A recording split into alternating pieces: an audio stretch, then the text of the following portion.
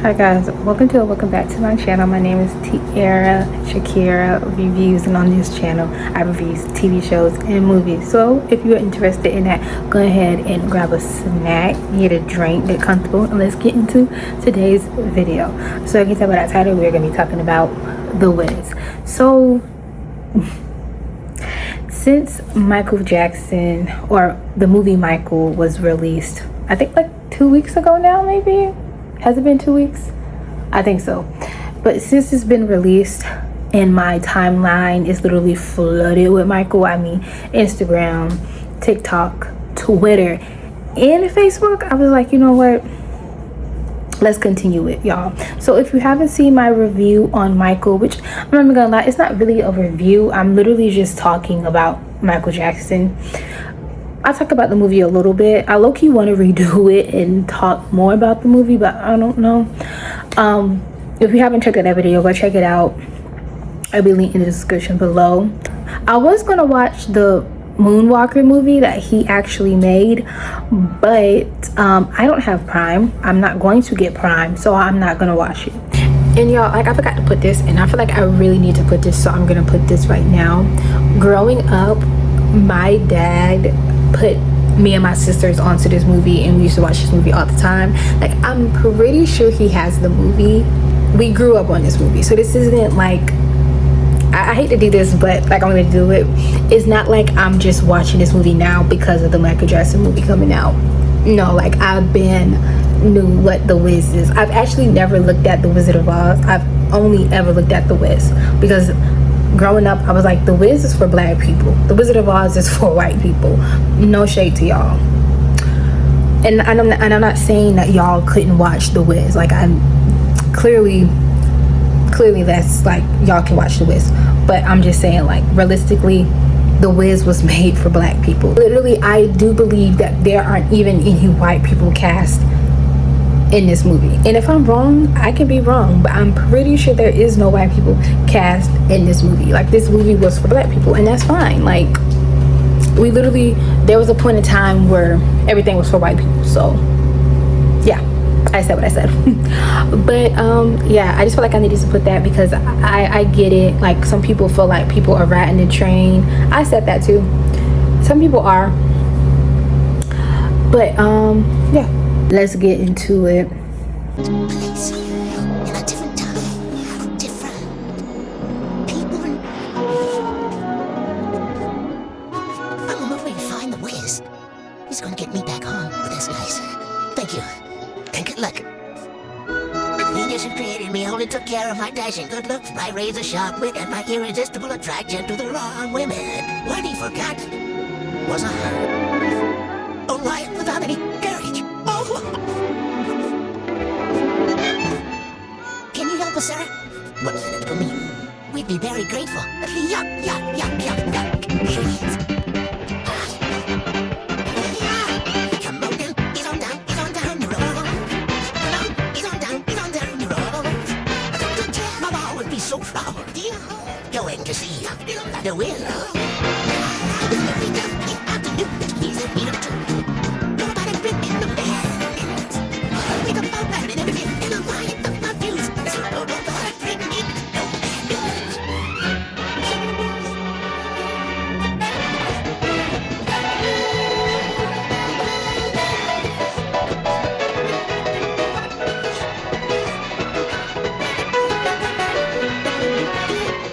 An announcement for the brave and powerful Oz. Send up the one with the silver slips.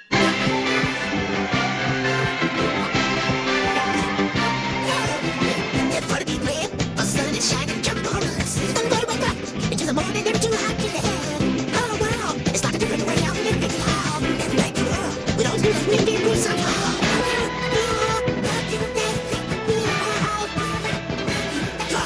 You wanted to meet the wizard.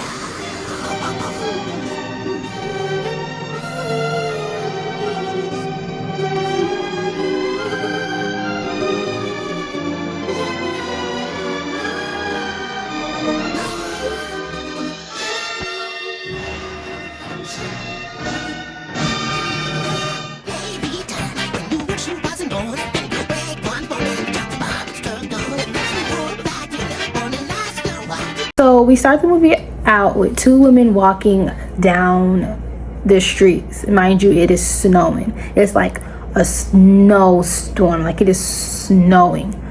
And as they are walking, they walk up to this porch and then they go into this house. So as we come into the house, we see them, two women literally preparing food. This lady opens up the oven, pulls out the turkey. It looks like, don't come for me, it looks like a turkey. And this other lady comes up and like rubs sauce on it or whatever. Then we have the lady who had opened up the oven originally.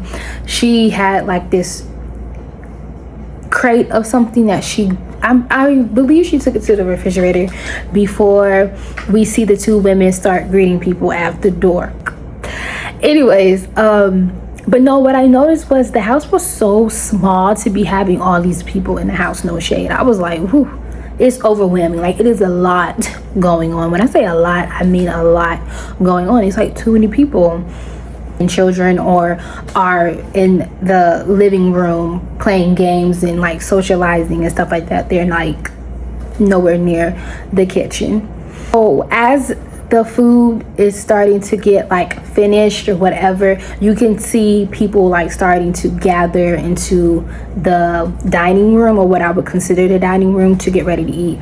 I think, no shade, it was like a lot of people, but the way that they all were fitting at the table is funny. But we don't see any children, and I can only assume that they had a children's table. I feel like I've never, if I'm wrong let me know, but I've never been to a gathering where there was a children's table. But if there was, that means that I had to be really, really young where I don't remember, or I had to be old enough to sit at the adult table. But I just don't remember, like I'm 25. I don't ever remember being like, oh yeah, y'all sit at the children's table. I don't. So as everybody at this point is at the dining room table, we have Aunt come in. Aunt Eam. I'm not gonna lie, I really could not, like, I heard her say aunt, but I could not like hear her pronounce her aunt's actual name. So I'm gonna just say Eam. If it's wrong, don't come for me, y'all. Like, we don't come for me. It's not that serious, okay? It's not that serious. But yeah, so Aunt Eam starts singing, and I will say this is the only time so far, this is the only time in the movie I'm confused on why they're singing.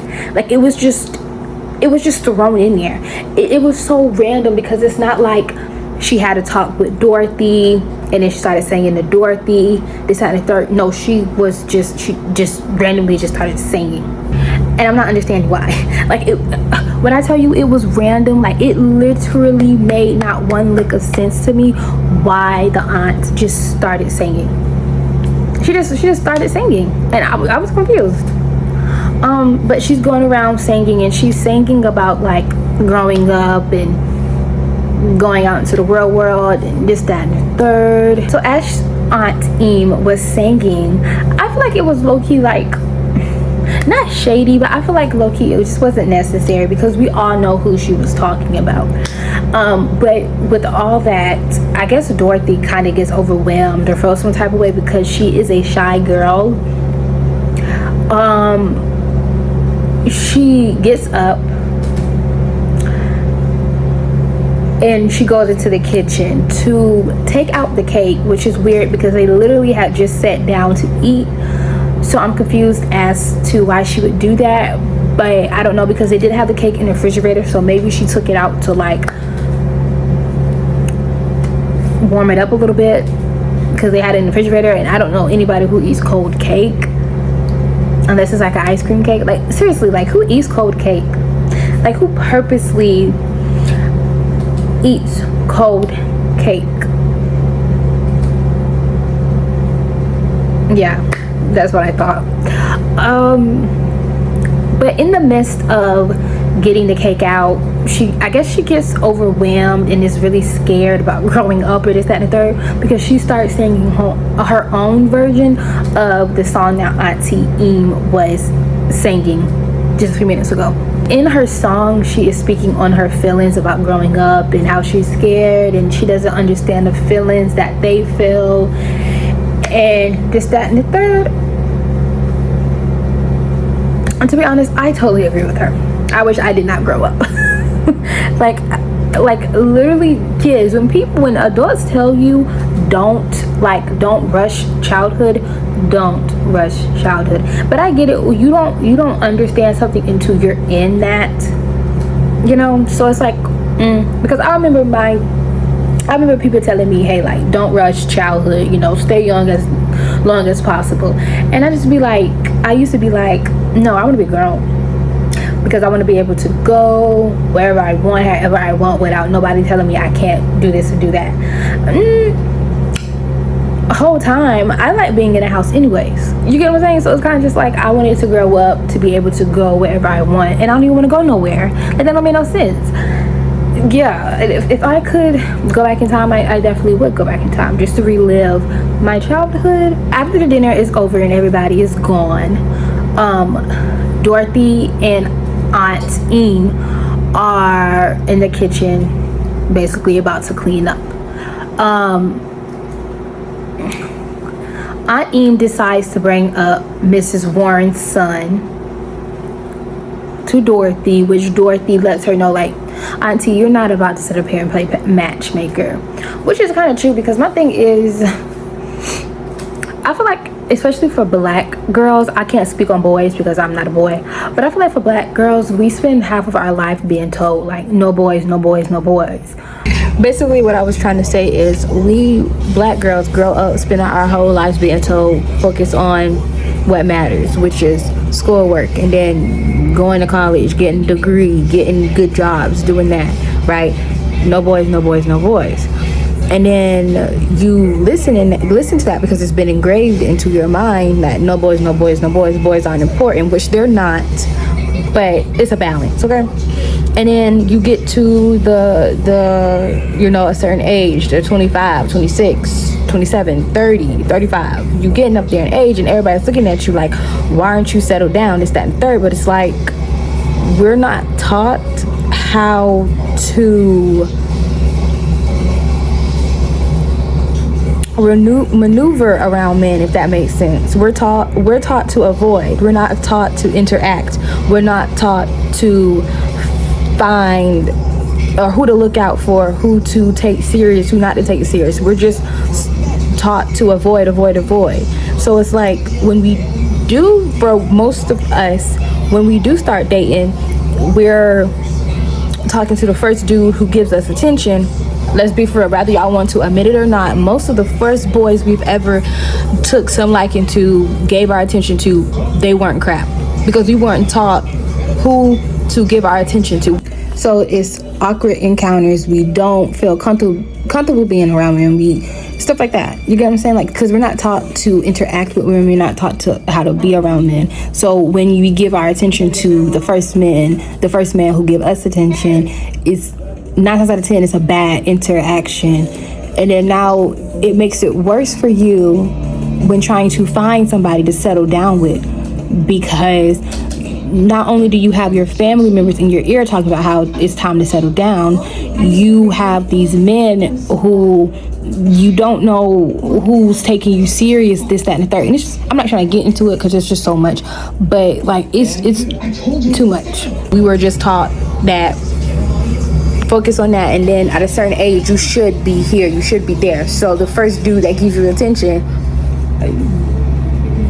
sometimes it just don't, you know, right?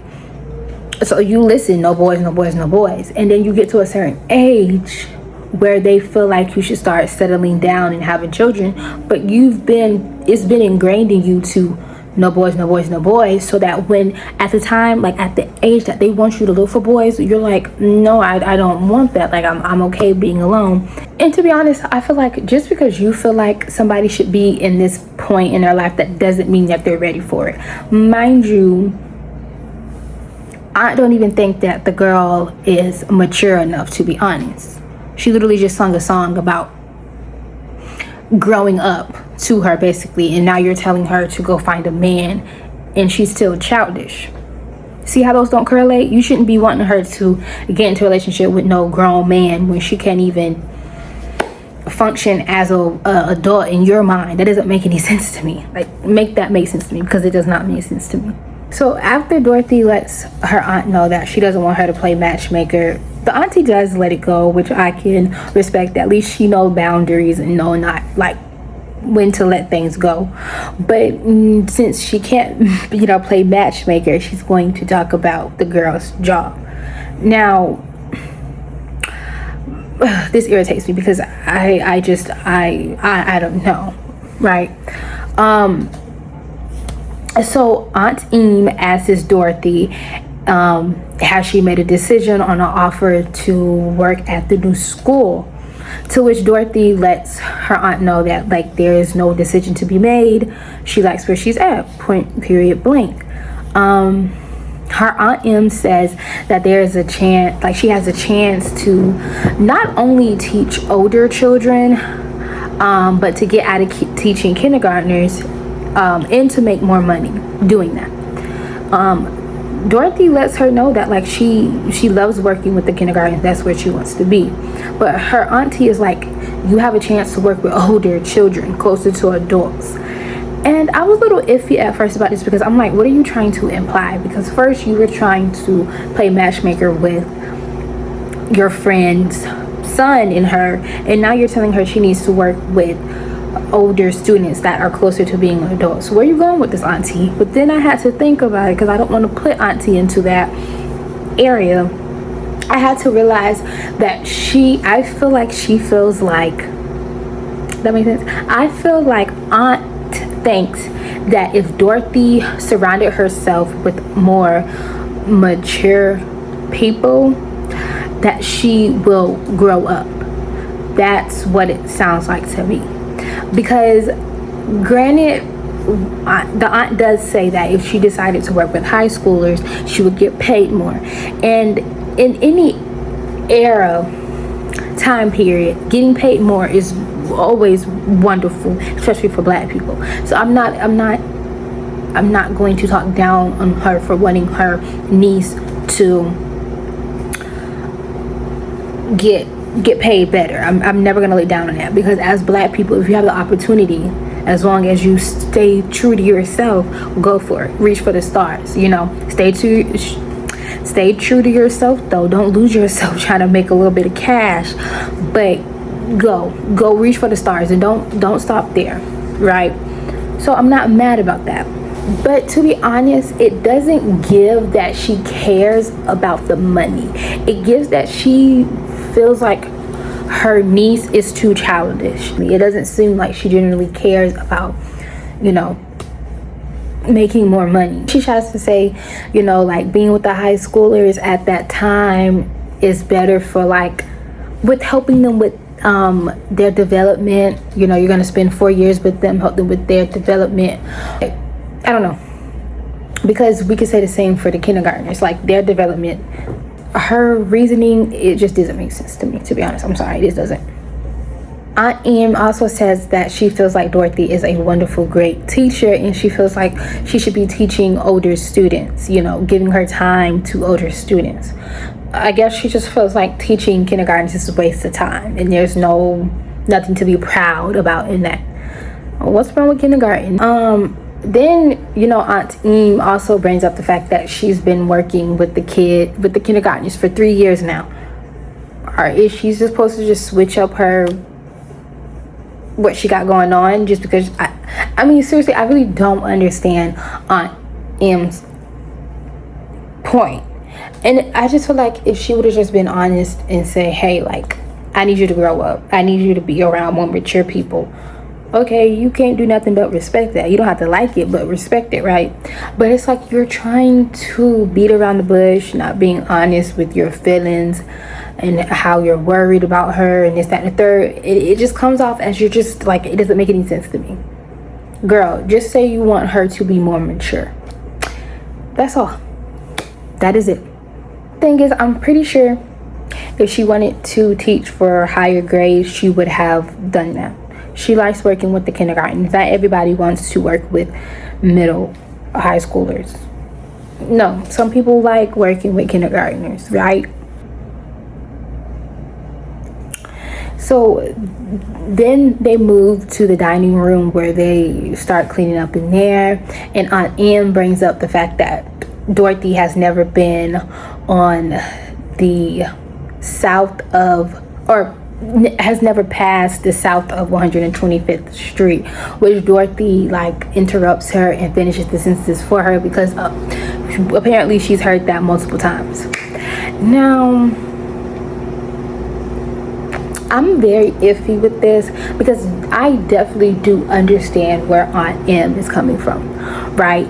But I feel like you can't force people out of their comfort zone. As much as people would love to think that you can, you can't. You can't bully people out of their comfort zone either. You can't make people feel like crap to get out of their comfort zone either, right? You cannot bully people out of their comfort zone. You cannot make somebody want to do this and want to do that.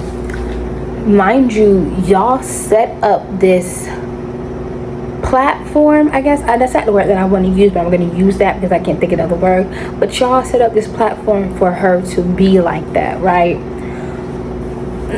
It's just, I don't know, because it's like now she's of age, so now you feel like she should just be ready to get up and go. I get that she is 24 years old, like, okay, but also, like I said, this girl doesn't know nothing. And who set that system up for her like that? Because she didn't. Dorothy says she doesn't understand how going past south of 125th Street made anyone's life better. Aunt Em rebuttals and she says she won't know unless she tries. I totally agree. Two things can be true at once. You will never know what great things will come if you never pass the street that you live on. That is true. But also, just because you pass don't mean you're going to succeed, but you won't know until you try. So I agree with Aunt. I agree. You're either going to succeed or you're going to fail, but you won't know until you try, you know. Aunt Em then goes into basically tell her that, you know, you got to get a move on it. You got to go out, get a better job, start your life, live your life, go out and find a home for yourself and make it your own, which is true. I agree with that. So at this point, I think Dorothy is just trying to end the conversation. So she's like, I'm about to take the trash out. So in the midst of her trying to take this trash out, Toto gets out. Dorothy stops everything that she's doing and she runs after the dog. Baby. Like, I don't know. I don't think I would have been chasing after no Toto in that storm like that. I'm sorry, but I think Toto would have had to come back on his own, because why are you running away in the first place, Toto? Let's talk about that. What are you going after? What were you going after? You know it was storming outside. You're not like a husky or something, so we know you don't really like. Well, I guess that's not true, because we used to have a Roddy, and I do believe, I can remember correctly, she actually liked the snow, so I guess I don't have to do that. But it wasn't like it wasn't like the dog went out there and was playing with the snow. He just ran out just to run out. So he would have been out there. I'm sorry. I don't care. But in the midst of her running after him, she ends up catching him. And this is the part that irritates me, because instead of her picking the dog up and going back inside because it's a snowstorm, right? She just stands there hugging the dog. And it's like, okay, you could have been hugging the dog as you walk back inside. Like, this whole scene just doesn't make any sense to me. But before we know it, it's like a snow tornado coming out of nowhere, and it immediately picks her up. You know, I'm all up for like movies like this, but it doesn't make any sense to me. When Dorothy and Toto are picked up, we zoom out and we see this white lady holding the tornado in her hand. Who is she supposed to be? Mother Nature? Like, what is she supposed to be? And why? And if she's not white, she has to be mixed. She either looks white or mixed to me. So I'm sorry, lady, if you're not. I'm sorry. But so as she's holding the tornado in her hand, she blows the tornado away, which blows Dorothy and Toto away. And as they are blowing away, they run through like this sign that makes this letter fall down. And they end up in this pile of what looks like, I don't know what's the word. It's not flour, but like breadcrumbs. Not really, but breadcrumbs. I couldn't think of anything else that kind of like fits what I'm thinking. So breadcrumbs, okay? Fall down into the bucket or bowl of breadcrumbs. We start to see these people like breaking or ripping off of the walls. And mind you, Dorothy was yelling for Toto again because I guess Toto got away. So she was yelling Toto, and as the people were like coming off of the wall, they were like mocking her, saying Toto, Toto, Toto. Mind you, homegirl's just sitting in the breadcrumbs. Just sitting in the breadcrumbs. Mind you, do she know where she's at? No. But in what world are you just sitting there watching people literally peel off the wall? And I'm not like this I'm ready to fight type of person. Like, I'm not. But like, you gotta at least do something instead of just sitting there yelling, talking about some Toto. So the people are getting closer to her as she is freaking out because, yeah. Has she gotten up yet? No, but she freaks out.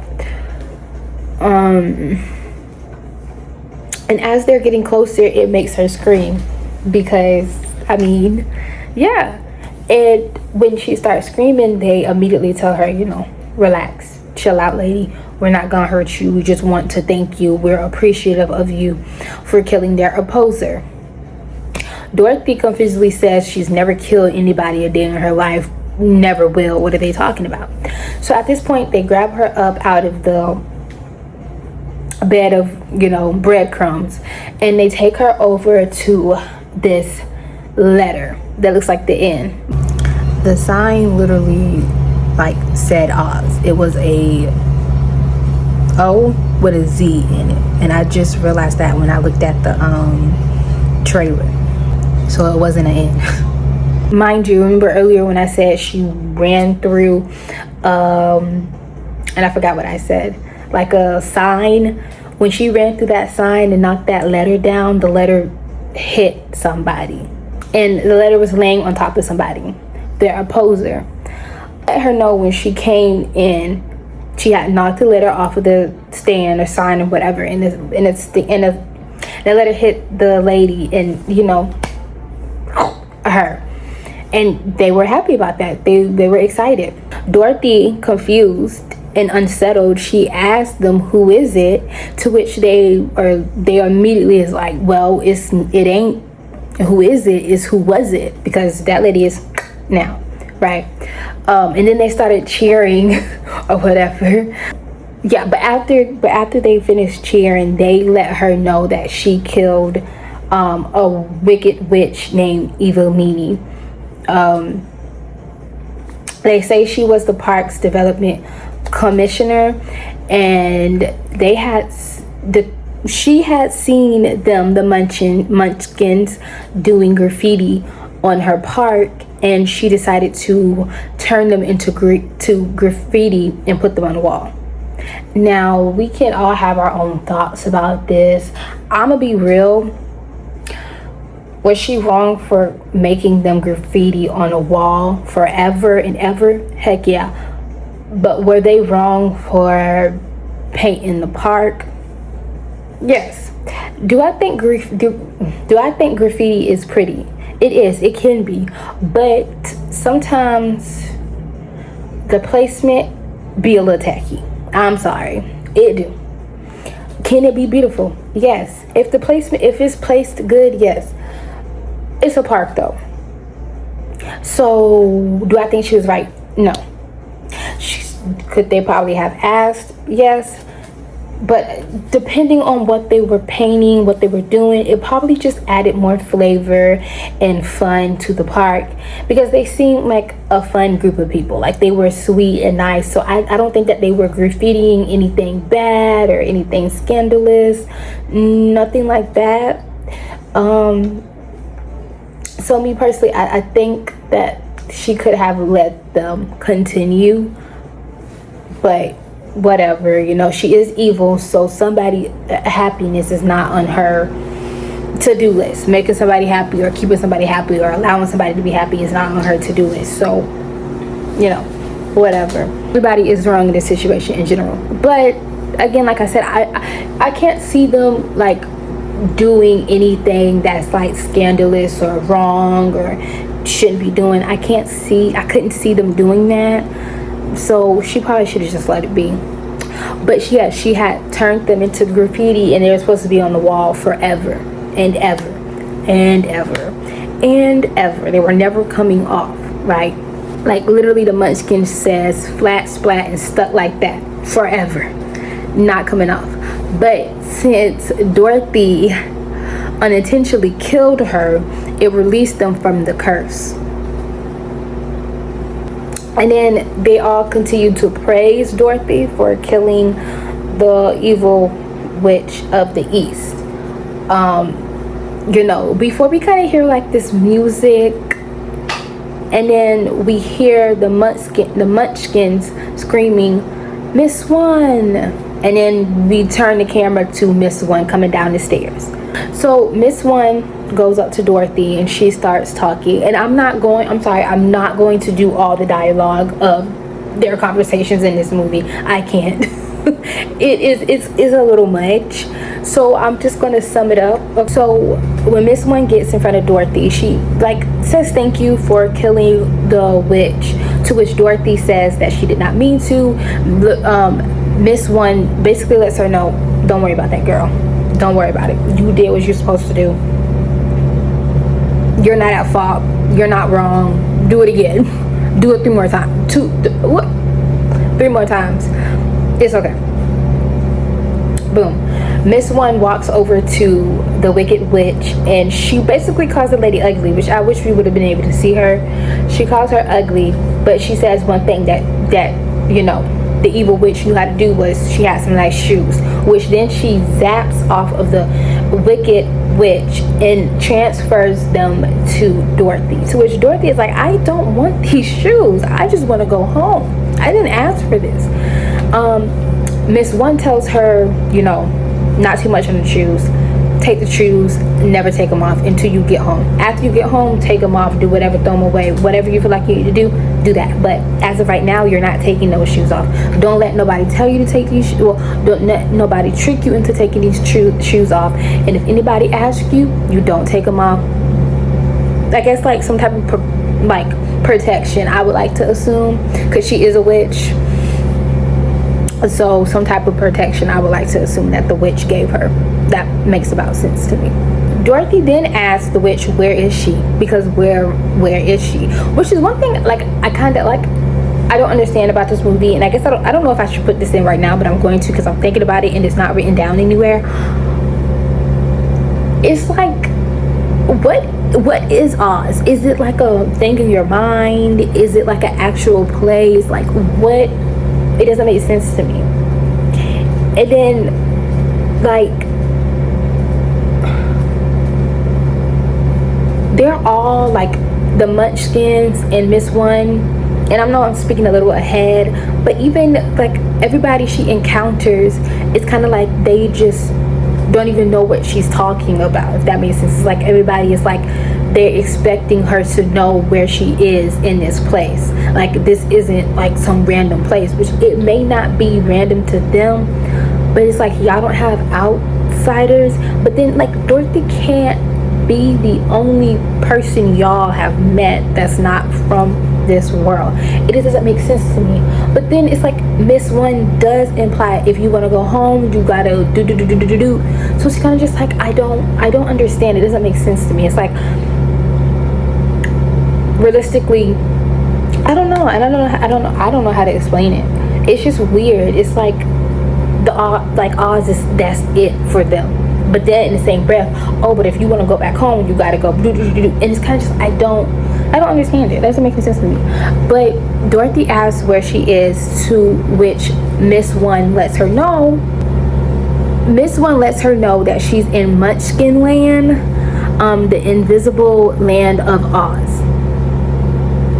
Dorothy, confused by what or where Oz is, asks where her aunt is and where New York is before naming her address, and she says numbers, to which Miss One writes them down, and she says, are you looking to do other numbers? I guess for like the lottery or something, or maybe something spiritual. I'm not sure, because when Miss One introduced herself, she let Dorothy know that numbers is her game. So it's either for the lottery or spiritually, or both. So I don't know. But then that also makes me think, like, what is Oz? Because Dorothy didn't even know what Oz was. And it's not like they said there was an Oz and Dorothy was like, hey, my dad or my mom or my auntie or my uncle, my granddad, my grandma used to talk about Oz all the time. He used to, like, they had games or something. Nothing. It was like no relations, nothing. Which is also weird, because it would make more sense if she had some type of relation to Oz. And like, because everybody has a mama and daddy out here, whether they're in their life or not. I don't know what happened to her parents. I don't know if it's going to be said. So like, because I told you I haven't finished the movie, so I don't know if it's going to be talked about. I don't know. But at this point, she lives with her auntie and her uncle. But it would have made more sense if it was like, you know, let's say her uncle, just as childish as she is, loves to talk about Oz, and Dorothy just grew up living in Oz, having this mindset of, oh, I need to get to Oz. And then her auntie is in the midst of trying to make her grow up, and then the tornado came and flew her into Oz, and then she realizes that Oz ain't too much what she want to be or where she want to be at. And you get what I'm saying? And that makes her want to grow up at the end of the movie. I don't know, because we haven't gotten to the end of the movie yet. But so far, I'm saying this right now because it still makes sense to say it right now. It doesn't make sense because Oz isn't even a fictional place in her mind. She literally doesn't even know what Oz is. So it doesn't make sense. Where's the correlation? And I feel like stuff like this, it needs a correlation. She just can't, especially if the world is technically not real, you just can't end up in a place that's not real. Because we can either, we can chop this up to two things. She was out there, and maybe I'm speaking a little too ahead of myself. I'm sorry. I'm going to keep this right here. It is what it is. Because, I mean, predictions, right? So, when she went out there to get Toto, she either tripped and fell on some ice and maybe hit her head on a pole, daydreaming. Or this whole movie, like, even before her family and friends came over for dinner, she was asleep. This was done all the night before in dreams, and this was a whole dream. And then the third option, it really happened, which is not, that doesn't make any sense. Even for a movie like this, like logically speaking, it doesn't make sense. And yes, I get it. You're not going to know about every little city, right? But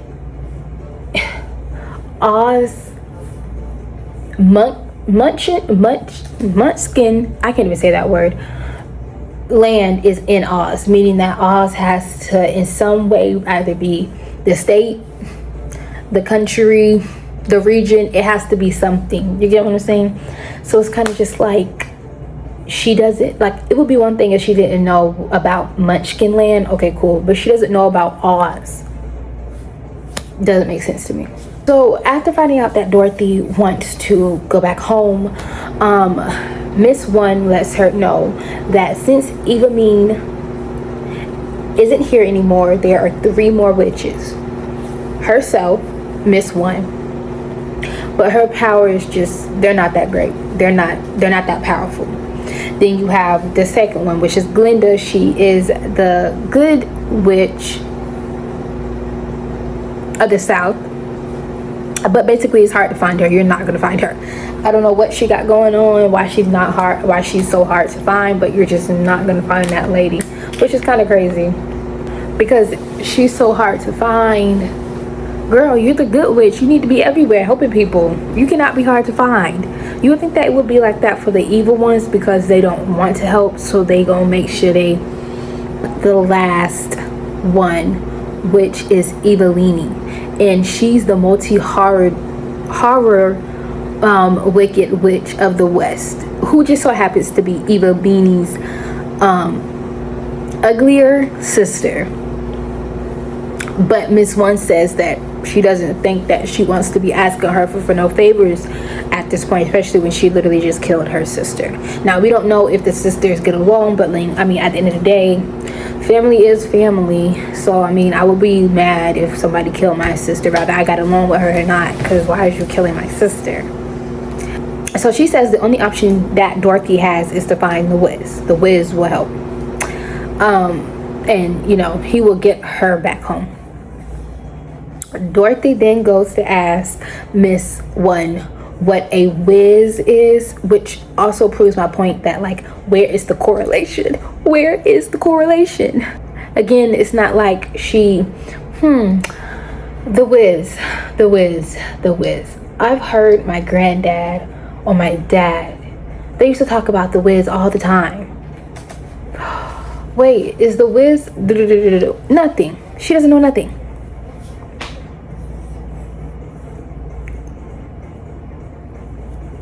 So after Dorothy asks what a whiz is, this leads Miss One and then the Munchkins into singing who the whiz is to her, to them. Just to sum it up, I'm gonna give it like a couple of words that they say. He's the head honcho, the main man, the common denominator, you know, number one, right? It's kind of giving like he's supposed to be like a god figure for them. When they were singing, it just kind of gave like, oh yeah, like, and I don't like that. Like, we're not gonna do that. I'm sorry. I know that everybody's religion is different, but we're not gonna do that. Dorothy asks her how would she find him, and Miss One lets her know, again through songs. And this song reminds me of that song from Princess and the Frog where Mama Odie is singing to Tiana about who she is. She was like, your daddy was a loving man. That song, and I'm so irritated because for some weird reason I can't remember how that song goes all of a sudden, which is crazy because I used to hear it a lot at the daycare and I watched that movie, but for some reason I cannot remember how it go. When they went to go see Mama Odie in her house, y'all know what I'm talking about. Y'all know what I'm talking about. That song. But I'm about to call her Mama Odie. But Miss One tells her that he's the Wiz and he lives in Oz. And they let her know that she's gonna have to go to Emerald City. So yeah, but they're in the midst of like continuing to dance, and at this point they have her, I guess, where she needs to go. I don't know, they were just singing, dancing around, you know, being cheerful. But at the end of their song, Miss One tells Dorothy to follow the yellow brick road always to the Wiz. Don't go nowhere else. Follow that yellow brick road. That's gonna lead you straight to the Wiz. Whatever you do outside of that is your business. And then she reminds her never to take off them shoes until she gets home. Don't take off them shoes, girl. And then be careful for the poison poppies. So following the yellow brick road, Dorothy comes up to these yellow taxis, which I don't understand because Miss One said yellow brick road. Why are you trying to go to a yellow taxi? Like, seriously, she said yellow brick road, not yellow taxi. I don't know. But as soon as Dorothy comes up to the taxi switches their lights from like on duty to off duty before like swerving off, leaving Dorothy there confused. Dorothy goes to turn around to tell Miss One, like, I'm confused. But when she turns around, not even when she turns around, when the taxi drives off, Miss One is nowhere to be found, and the Munchkins are gone. They disappeared, which is a little creepy. You know, to be honest, I can't. I pray that I would never be in a situation like that. That's why I pray. Because I could not imagine being in a universe like that. Like low key, and I get, like, you know, everybody has their own cup of tea that they like and how they like it. But realistically, rewatching this movie, I would have so much anxiety. And then I feel like even after, especially if it's actually real, like if it wasn't a dream at the end, I would have so much anxiety. I would never be able to leave home. Like, this would ruin me, and I'm not even playing.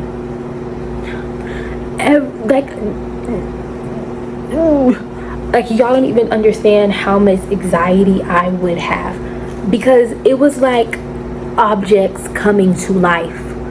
Don't make no sense. I'll just talk a little bit ahead of myself. But so Dorothy goes back into, like, the Munchkin land, and she starts singing about how she doesn't know what's happening, and maybe she's going crazy, but everything will be all right at the end as soon as she gets home. And that kind of gives her, you know, that kind of encourages her to keep going and not give up, which is good. Like, don't give up, you know. She starts singing, and at this point we're getting towards the ending of her singing, and we notice that her surroundings are different. But not only that, while she's posted up on a wall singing her heart out, some dude with a piano comes from, like, under the building, like from inside the building but under the building, if that makes sense. Creepy music, like the anxiety. Like, Jesus, I would be so anxious, and I would have so much anxiety, like, y'all don't even understand. But he comes out of nowhere, and she's not scared. She's like, she actually wanted his attention, but he just ignored her and just kept on going. You know, if this movie was a scary movie, I want to know how it would have been if this was actually a scary movie. So at this point, we are at a scene with a bunch of crows surrounding a scarecrow on a pole. The crows are just rude and nasty towards the scarecrow. Like, just, I mean, calling him dumb and stupid and this, that, and the third, talking down on him. Like, they're not speaking life into this man. The scarecrow asked them if today was the day that they were going to help him down from the pole that he was on, to which they just, like, I mean, they just started, like, word vomiting nasty, mean things to him just because he wanted to get off the pole. I'm confused. He just wanted to be down there with y'all. But ironically, I just find it funny that the scarecrow was placed there to scare the crows away, but the crows are the ones scaring the scarecrow. I find that funny. Like, is that like ironic? Would that be the right word? I feel like that's ironic. That's funny to me. How did this happen? Like, how did this happen? It really, I mean, it genuinely was a lot. Like, the way that they were just, like, talking down on him, manipulating him, it was just too much for me. And it's not because of who the scarecrow was. It just really just didn't make no sense. Like, they were just nasty for no reason. All this dude wanted to do was get off of the pole, feel how it feels to walk, to stand on his 2 feet, and they made him feel dumb and slow and less than because of that. And no, it has nothing to do with the fact that the scarecrow is played by Michael Jackson. It has nothing to do with that, I promise you. Nothing to do with that. Everything to do with the fact that they were just nasty. Are crows nasty, like nasty birds or something? And I wrote this, I feel like the scarecrow is the smart one out of everybody, but the crows are manipulating him into into thinking that he is dumb. Does that remind you of somebody? A group of people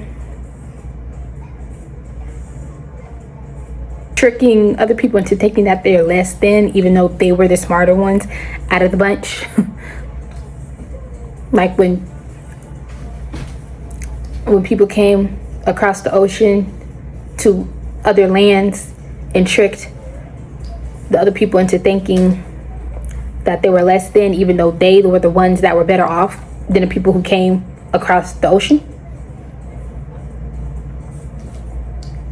The crows did trick the scarecrow into thinking that he was dumb. So the crows are feeling some type of way because the scarecrow asked, like, to get him down, and I guess that's not something that he's supposed to do. Like, he's not supposed to ask to get down from there.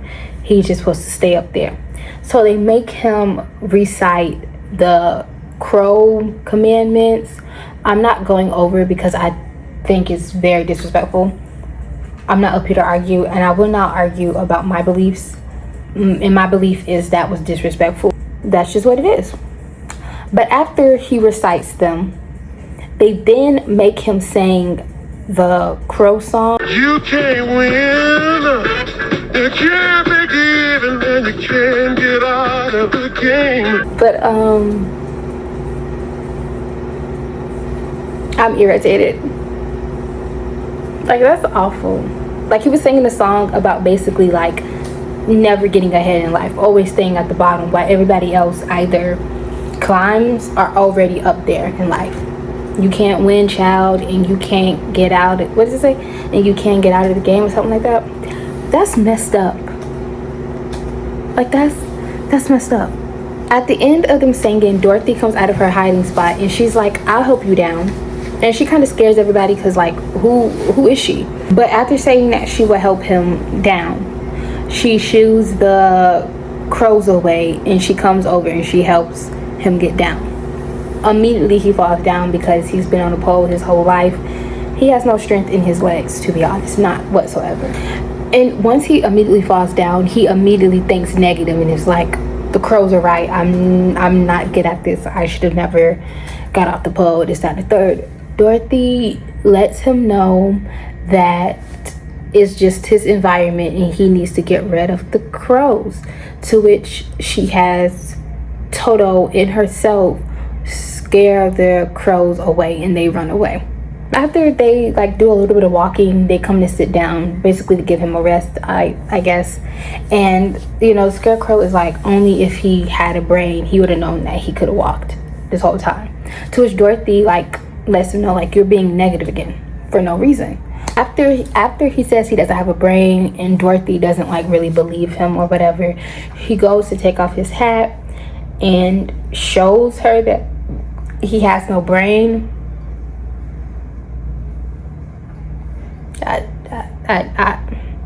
Because mind you, you only showed her the top of your head, mind you. Yeah. So at this point, Dorothy lets him know that she's going to go see the Wiz, and he, you know, encourages her, have a great trip, and this, that, and the third. But she's like, no, I want you to come with me. Maybe you can get what you need from him. And he immediately agrees because, to be honest, he has nothing better to do. And to be honest, if he does stay there, the crows are gonna come back. And what's gonna happen to him, to be honest? Like, let's be for real. Dorothy does let him know that the only problem that they have right now is finding the yellow brick road. She was told to follow the yellow brick road, but she cannot find it. So at this point, they're searching. And she once again comes to these taxis and she tries to get them to help her, I guess. But again, they flick their lights to off duty and they skirt away. But the Scarecrow ends up technically finding the yellow brick road, and they get a hustle on moving, and they start singing, ease on down the road, ease on down the road, don't you carry nothing, I might be a load, come on, ease on down the boom boom boom. I'm sorry. I really like that song. I think immediately as they're like walking down the yellow brick road, we switch scenes and we're kind of at like this carnival, ran down, nobody uses it anymore, carnival. And as they're singing and joking and laughing and dancing, they can hear somebody yelling help. So they immediately stop because they're like, oh, what's going on? What's going on? As they're listening to the person yelling help, they come up to this big mama statue type thing, and they can hear somebody yelling help, so they remove all the trash from around it, and they see this like tin can just laying there smushed up under this big mama statue, right? So they immediately push the big mama statue away, and they see that he's all like bunched up, you know. Ugh, like I don't even know how to explain it, but he's like all crunched up or whatever. So they like unbend him and stuff, and they're apologizing as they're doing it, because if you're being honest, if somebody would have did that to a human, we would feel pain. But he reminds Dorothy that like, hey, I don't feel pain, this is nothing to me. So as they're as they're stretching him out, I guess, he lets them know that he can't feel anything and he does not have a heart. To which Dorothy is like, well, everybody has a heart. So because she believes that he has a heart, he shows her that he doesn't have a heart. Mind you, didn't the Scarecrow just show you that he doesn't have a brain? So at this point, girl, anything is possible. The man don't have a heart. After he shows her that he doesn't have a heart, he starts singing. Not a problem. He talks about how he doesn't have a heart. At this point, after he's done singing, he starts crying. Ironic, right? I mean, he's crying about not having a heart, not feeling anything, but he's crying. I mean, same with the Scarecrow. Doesn't have a brain, but can learn, can speak, and can read, but you don't have a brain. Seeing him cry, Dorothy, you know, offers for him to tag along to go meet the Wiz, and maybe he can get a heart from the Wiz. But after agreeing to go, he starts to like rust up from crying, which is ironic. But he can't speak now. He can't do nothing because the water done made him rusty. So he's like this. And at first Dorothy and the Scarecrow didn't understand what he was saying, but then the Scarecrow ended up understanding. He was like, oh, he needs oil.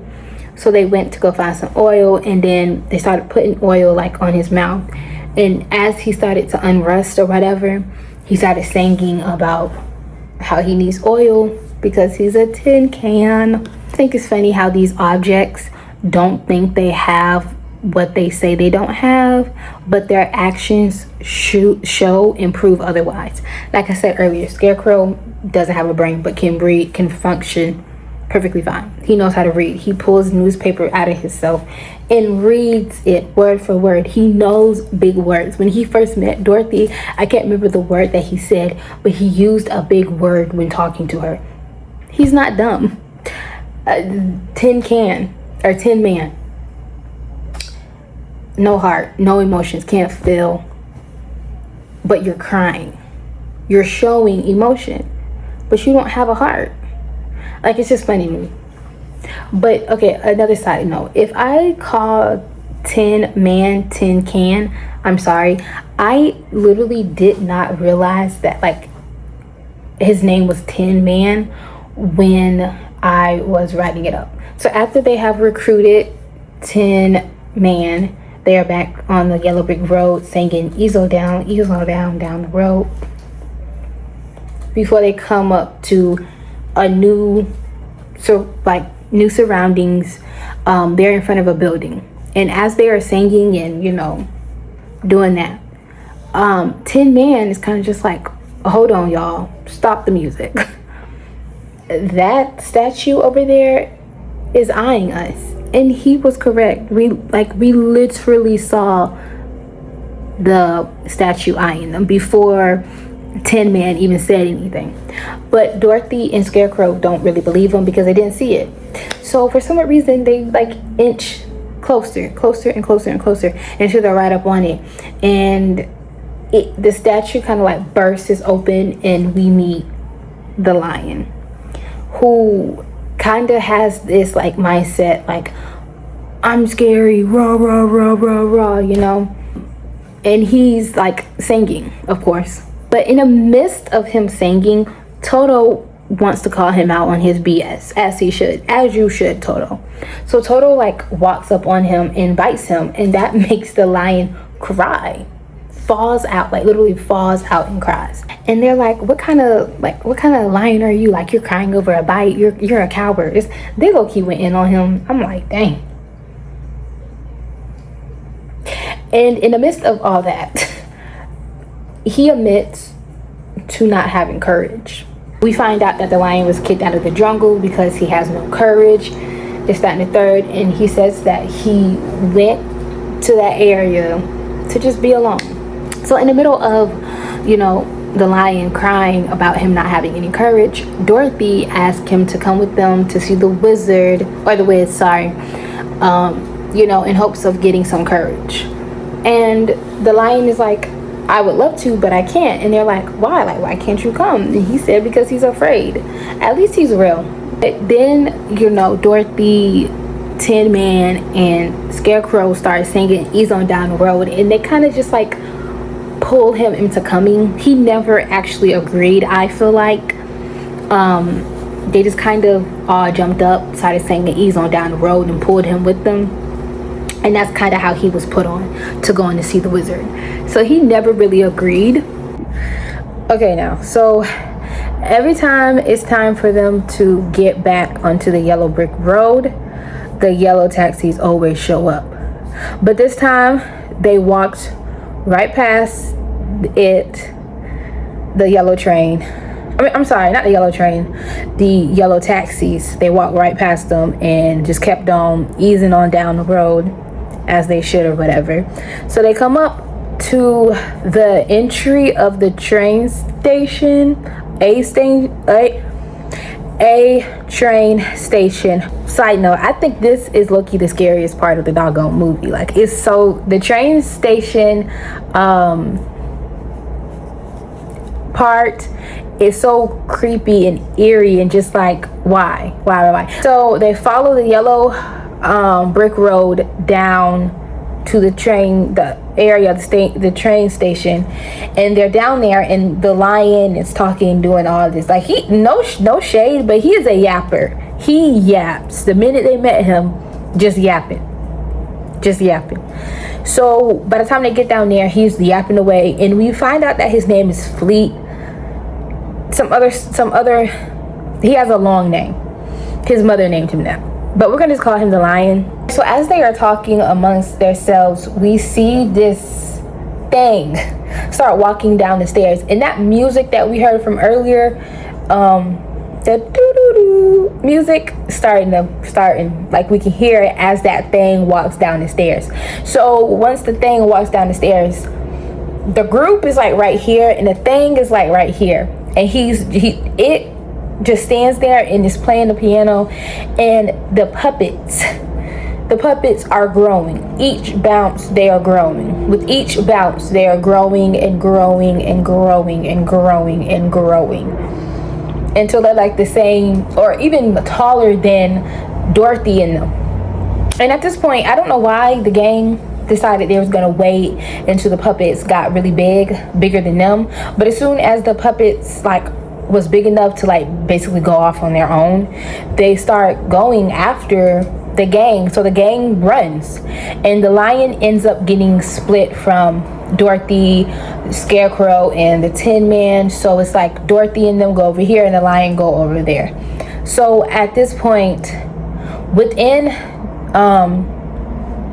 Dorothy, Scarecrow, and Tin Man, they run up these stairs trying to get away from the puppets, but the door ends up closing and locking them out of nowhere. I mean, the door just closed out of nowhere. We don't know who did it, why it happened, but they were technically trapped down there with the puppets as the puppets came after them. Lion got went the other way, but Dorothy and them started yelling like, "Lion, come save us, come save us." And of course, the lion, not having courage, he's scared, and he's contemplating should I go back, should I help them, do. And then he finally decides, he's gonna do the right thing and he's gonna help them. So he goes back and he gets the door unlocked, so Dorothy and them were able to come through.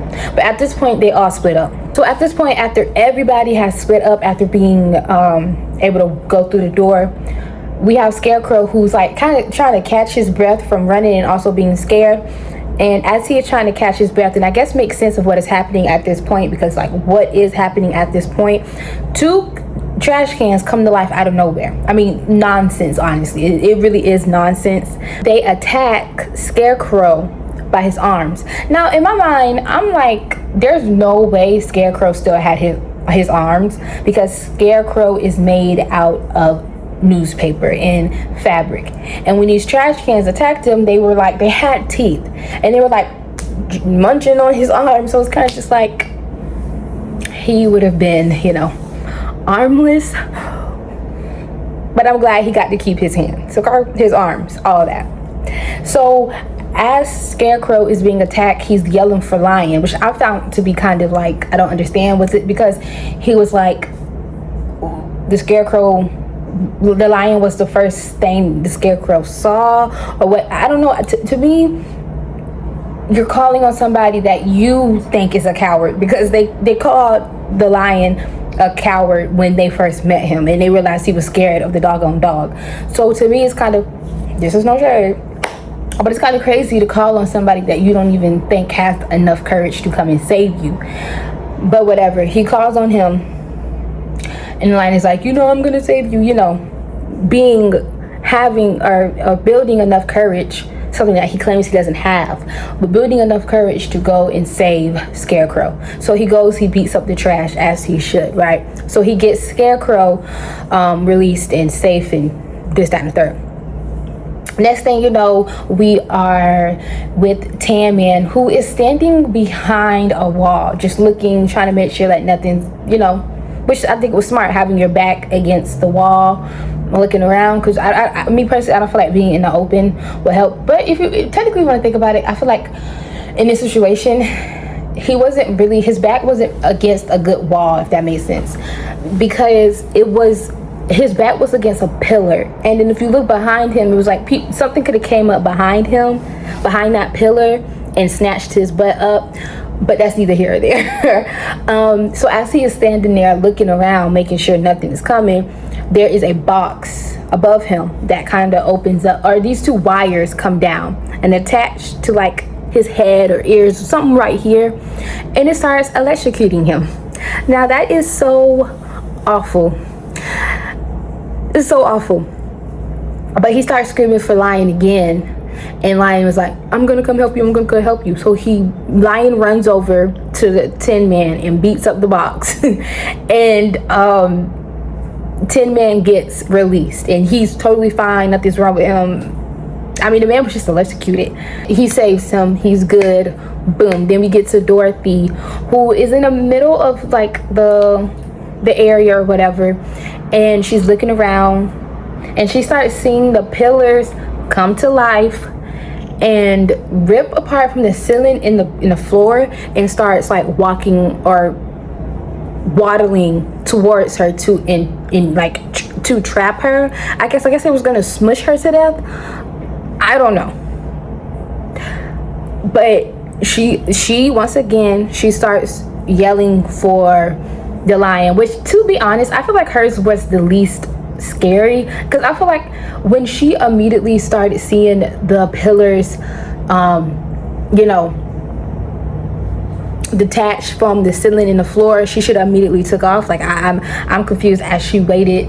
She, like, you legit let them close you in, right? Because they were like really pretty much closed up around her at this point when the Lion came, because when the Lion came, he had to like push himself through to get her to come out, and she had to, even then it was a tight fit for her to come out because they were already like surrounding her. I think she didn't even need to be in that predicament, because when she seen the first 2 come off of the doggone ceiling and floor, she should have been going the opposite way, I feel. But I could be wrong. I'm not in that predicament, so I wouldn't know what I would do, but I'm just yapping, you know. After he got Dorothy released from the pillars or whatever they're called. Hopefully they're called pillars. I feel like they're called pillars. If they're not, anyways, so at this point all the friends are released. They're all like thanking him or whatever, and then they get up out of there. Now as they are back on the yellow brick road, I have a question though, like not a question, but this is just like a side note before we get into that. I want to know, do a lot of like well, I guess not. I was gonna say, I want to know, does a lot of this stuff happen because they kind of get off of the yellow brick road? But then I think that that's not possible. That this stuff has to happen because there is like, once they get to an area, there is no yellow brick road until they conquer the challenge that they are facing. And then after they have finished, that's when they find the yellow brick road again. So like, just like with the train situation, they weren't going to find the yellow brick road until they conquered the fear, which is, I don't know what type of fear that is. I guess I don't know. But even with the Scarecrow, she wasn't going to find that yellow brick road because first of all, I don't know why she was trying to compare a taxi to a road. I'm not really understanding. Yes, it was the taxi yellow, but most taxis are yellow, so you can't even say, oh, it was yellow and it was, no. That lady said brick road. Even if she didn't say brick, she still said road. So I'm just confused on that, but whatever. But she needed the Scarecrow because the Scarecrow found the yellow brick road, not her. So she had to help the Scarecrow to get her journey started, because her journey had not started at that point, because she was confusing taxis with yellow brick roads. So I don't know. But anyway, so as they are easing on down the yellow brick road, once again, we come to our next challenge, which is a scene full of sexy ladies in lingerie and dresses and this, that, and the third, just being all sexy and scandalous and stuff like that. I'm not really sure what this added to the movie, but okay, like I'm not hating. I mean, you know, but they were like hissing and just dancing real sexy, like I don't even know how to explain it, to be honest. But in the midst of the group walking into the group of women, this is where I feel like they kind of got off track, and I feel like I'm honestly, I don't even understand why they turned instead of going straight, if that makes sense. And if I'm wrong, let me know, but I feel like they definitely could have just continued to go straight. I feel like this wasn't even meant, like, I don't know, because I don't know, I just added nothing, and it just didn't make sense to me, right? But when they get in front of the group of women or whatever, and also side note, I feel like they didn't even look like, it didn't, I'm not saying scared because I don't think they should have been scared, but I feel like they didn't question why these group of women are sexually dancing in lingerie in the middle of nowhere. They just like fell right into it, and I'm not understanding why. But when they get in front of the ladies, they turn into the area, so they're in the middle, or not in the middle, but they're in the group of sexy ladies dancing. And once they are all in, the door behind them starts to close, and the Scarecrow, the man without brains, right, the Scarecrow peeps that the cage is closing, so there is no going out, right? And he immediately says, this is a trap, this is a trap. And he tells Tin Man that, like, he says, this is a trap, we're trapped, which is true, they're trapped. But you could also say that for everything else that they went through was a trap also, because it was a trap. But whatever. And I even put, they didn't stay on the yellow brick road. So at this point, the Lion and Dorothy are further up from Scarecrow and Tin Man, and the Lion has like feeling himself because he not only rescued himself, but he has rescued his friends at this point, his friends. So he's up there telling Dorothy, yeah, stay with me and you'll be safe and this, that, and the third, you know, feeling himself. And he don't got Dorothy in the middle of these women, and he's just yapping away, and Dorothy is just feeding into it because she's happy and excited that he saved them, because again, like he was saying how he was scared and didn't have any type of, he was just a scaredy cat. So she was like building him up, I guess, like, you know, encouraging him, like, yeah, you did it, whatever. She not paying attention to her surroundings.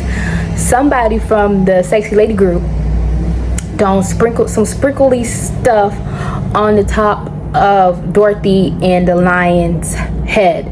So at this point, the sprinkle stuff is getting onto the lion and Dorothy, and they're kind of like getting dizzy and not standing up straight at this point, but they're falling asleep, if that makes sense. Like they're in a trance, but like they're going to sleep, because at this point they're in and out of it. The sexy ladies are walking them onto the windshield platform thingy that goes up and down. I don't know what it's called, but it was on That's So Raven, right? They're on, Dorothy and Tin Man are on the windshield platform wiper type thingy, and then the sexy ladies group people started like pulling the strings up, so they're going up and they're going up. Scarecrow and Tin Man are yelling from down on the floor, on the ground, for them to come back down. It's a trap. Come back. But clearly they're in a trance and they're not hearing what Scarecrow and the Tin Man are saying. But I don't understand, because why didn't they sprinkle the dust onto Scarecrow and Tin Man? Why did they only do it on Dorothy and the lion? Dorothy and the lion has been lifted all the way up to the top. There is no more to go up, and we come face to face with these lips, like it's a pair of lips. And I'm not gonna say that they were already open. I'm not gonna say that they opened. I can't remember. So it was either the lips was already opened up, like, or as they came to face it, it opens. And because Dorothy and Dorothy and Lion are out of it, sleep by now, they just like fall into the mouth, which we get to the other side, and it's like a tongue coming down, and they're sliding down the tongue. And at this point, Scarecrow and Tin Man come up these stairs, and they meet them up there. So Dorothy and the lion are laid out on the tongue asleep, and Tin Man and Scarecrow, scared that they died, this, that, and the third. Tin Man starts to cry, and he's like, oh, they're just like, oh, wake up, please don't be dead, you know, stuff like that, whatever. As Tin Man is crying, you know, I don't even want to repeat it because I hate it, because it just sounds like he's saying titties, and I hate that. Like, who cries like that? No shade, but it really just sounds like he's just saying titties. Like, I hate that. But anyways, well, he is saying it, but it just makes me uncomfortable, because I feel like they could have had him say it any other way. Why did he have to say that? I don't like that. The Tin Man is laid out over the lion, and he's crying, and as he is crying, the tears are clearly falling down onto the lion, and that wakes the lion up. Scarecrow like lets him know, like, hey, your tears woke him up, so do the same thing to Dorothy. So Tin Man goes over to Dorothy and starts crying. At this point, Lion is up, and he sees Dorothy passed out, and he just goes insane. I did not realize how dramatic the lion was. He was so annoying. I'm sorry, but he was so annoying, because once he started, he would not stop. Like literally Tin Man is over there waking Dorothy up, and the lion is in his I'm so irritated I can't even speak. He's literally back turned, not even really caring about Dorothy, because you're not checking on that girl. You're back turned doing all this, oh, she's dead because of me, trying to make it about him. I was irritated. I was irritated. But Tin Man was able to wake Dorothy out of the trance with his tears. Dorothy and Toto, I forgot to say that about Toto, but Toto ends up waking up and all is good. But of course the lion wasn't paying attention to what the heck was going on, so he doesn't even know that Dorothy is up. So when she does wake up, she goes over to calm him down and let him know, like, hey, everything's cool. And that kind of reminds me of like the fact that she works with kids and having to deal with kindergartners. You have to have that sense of calmness to deal with kindergartners, and the lion, I feel like, was an example of that, if that makes sense, because she was able to immediately calm him down. And most people who work with children find easy, quick ways to calm children down. I started saying to him about how he is a lion, he should act like it, you know, like, be a lion. You are a lion, be a lion. And that like encourages him to be a lion. So after Dorothy spoke life into the lion, they keep on trucking down the They keep on trucking down the yellow brick road, and then we get a glimpse of what we can only assume to be Emerald City. Yeah. As they continue to walk down the yellow brick road, they come across this big vault, like you see, well, you don't see, but they have in the banks some big behind vault, like lock vault type thingies, and there's 2 guards on each side of it. They're asking themselves how can they get in, because clearly they see the 2 guards, and then the locked door, you can't just walk in. And the security guards let them know that the service entrance is on the other side, and they let him know that they are here to see the Wiz. And in the midst of them telling them that, light reflects on Dorothy's silver slippers, and that like automatically makes the guards unlock the door and they're able to go in, which they are hesitant at first, which I mean, I get it, but like, go in, like, don't waste people's time. So after they go in, they're literally in front of like emeralds. So they like kind of hide behind there, because we can hear music playing and stuff like that. And as they are hiding behind the emeralds, the camera like zooms in on a city of people in the color green, emerald, dancing and singing. I mean, enjoying themselves. To me, it seems like, and in the middle of them singing and dancing and stuff like that, the color changes from green to red. And when I say everything changes, everything changes. So after everything changes to red, the color of the lights, the clothes, I mean everything, and they're now dancing about how red is a wonderful color, the best color, you know. Next thing we know, we hear this music start to play on this loudspeaker before we hear the voice of somebody who we find out is called the Wiz. He is speaking and he is telling them basically like, the color red is out. Last week y'all was wearing pink, and I think he said another color and I can't remember. Basically you already did green. New color is gold, so everybody needs to be wearing gold. The next thing you know, everything changes to gold, and they're singing and dancing and just, you know, having fun. After a few minutes of dancing or whatever the case may be, the music starts playing again, and the Wiz comes back onto the loudspeaker to basically let them know, hey, the person that is wearing the silver slippers needs to come up. I want to meet them.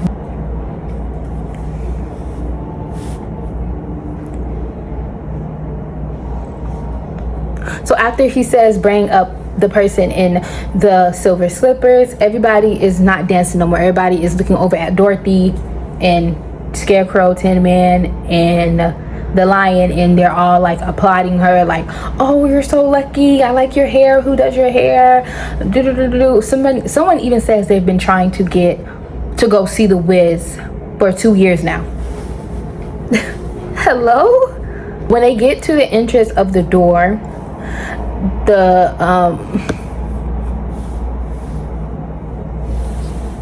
So as they come to the entrance of the door that's going to lead up to the Wiz, the guards stop them, and the guards let them know that it's only her that can go. To which they were like, okay, Dorothy, go ahead, you can go. Up, and she says that she wants to talk to the Wiz. To which this big behind microphone comes in front of her, like walks over by himself to be in front of her. And she lets the Wiz know that she has 3 other people and a dog with her who wants to come up there. And the Wiz is like, no riffraffs, just you. To which Dorothy is like, basically like, I'm not, if they can't come and see you, I'm not going up there too. And he's like, what? And he like, it's like a rumble, everybody is scared. And she's like, yeah, like it's either all of us or none of us, which I can respect, because at the end of the day, she did promise these people change if they came with her. And my thing is, she had never met the Wiz, didn't even know if she was able to go home, but she put this mindset into these other people that, hey, come with me, you might have a chance. So yeah, you gotta advocate, boo. But after that, he agrees to letting the riffraffs up with her, and they all go up there super excited. They're all excited, just excited, like that's pretty much it. So they come up to the elevator, they get on there super duper excited. But once them elevators reach the floor that they need to go on and them doors open, the excitement is gone and they are nervous and scared, and which I low-key understand, because it really was dark as heck. Like I don't understand why the Wiz wasn't so friendly. I don't know what he had going on, but it was real dark, y'all. So there's a statue of a man's face on the wall, nothing else, just that. And the statue tells them to move forward in like this just scary way. It's like it starts spitting, I don't want to say spitting fire, but it's like a light is spitting. It's just too much going on. As they are stepping closer and they're close enough to his liking, he says that's as far as you need to go, before asking them what they wanted. Dorothy says she was trying to get home, and then she introduces her friends, but she lets them communicate with the Wiz on what they are looking for. So Scarecrow says he's looking for a brain, Tin Man is looking for a heart, and then we get to the Lion, who can't even give or say what he's looking for because he's so scared. So Dorothy tells, the Wiz what the Lion wants, and then the Wiz looks to the Lion to confirm, and the Lion is like agrees or whatever. Dorothy then goes to ask if he can help them, and the Wiz asks what's in it for him. Now, what kind of, this is who y'all praise? He sounds selfish to me. I don't know, because what do you mean what's in it for you? Why do you have to gain something just to help people? Mind you, it's not like they're looking for stupid stuff. The dude want a brain. He wants to be able to think and be smart. The other dude just wants to not be scared, wants to have some courage in his life. And the other one just want to be able to feel. So why you can't? And then Dorothy just wants to go home. Why do you have to gain something from that? But whatever. Dorothy says that they would be very grateful, which, yes. And the Wiz didn't like that, because he starts laughing and stuff like that. And he's like, no. But he does say that instead of that BS, give me your shoes, Dorothy, and I will grant y'all wishes. To which she immediately says no. Him not liking being told no, even though he just told them no, he is like, what? And Dorothy is like, Dorothy says that she was told not to take them off until she get home, but she can mail them to him once she's home. And no shade, that was actually one of the funniest parts of this movie so far that I've watched, and that's the only time that I can remember that I laughed, because you don't even know where Oz is. How can you how can you mail him anything when you don't even know what Oz is? She's not taking off the shoes, which is good because Miss One told her not to no matter what. So I'm glad that she wasn't hesitant. I'm glad she didn't. Well, maybe I'm glad she listened and just did not take them off. But I feel like that would have been interesting, a different route to take if she would have took off the shoes, gave him the shoes, and then like not that he couldn't grant them the wishes, but something happened in the midst of him granting the wishes, and then they had to overcome that. I think that would have been cool because at the end of the day, this movie is like 2 hours long. So all that mumbo jumbo about like, oh, would it make the movie longer? No, it would have been the same amount because this is not even the end. Literally, this should have been the end of the movie when they got to him. But no. In my Bailey Sarian voice, nay, it's not. This is not the end of the movie. We literally have like 48 more minutes of this movie. So they should have did that. I feel like that would have been interesting to see. But nonetheless, he says that he's not going to grant their wishes because she didn't do what he said. But if Dorothy, not them, keep that in mind, not them, but if Dorothy kills Eveline, the wicked witch of the West, he will grant their wishes. So in other words, she has to kill somebody to go back home.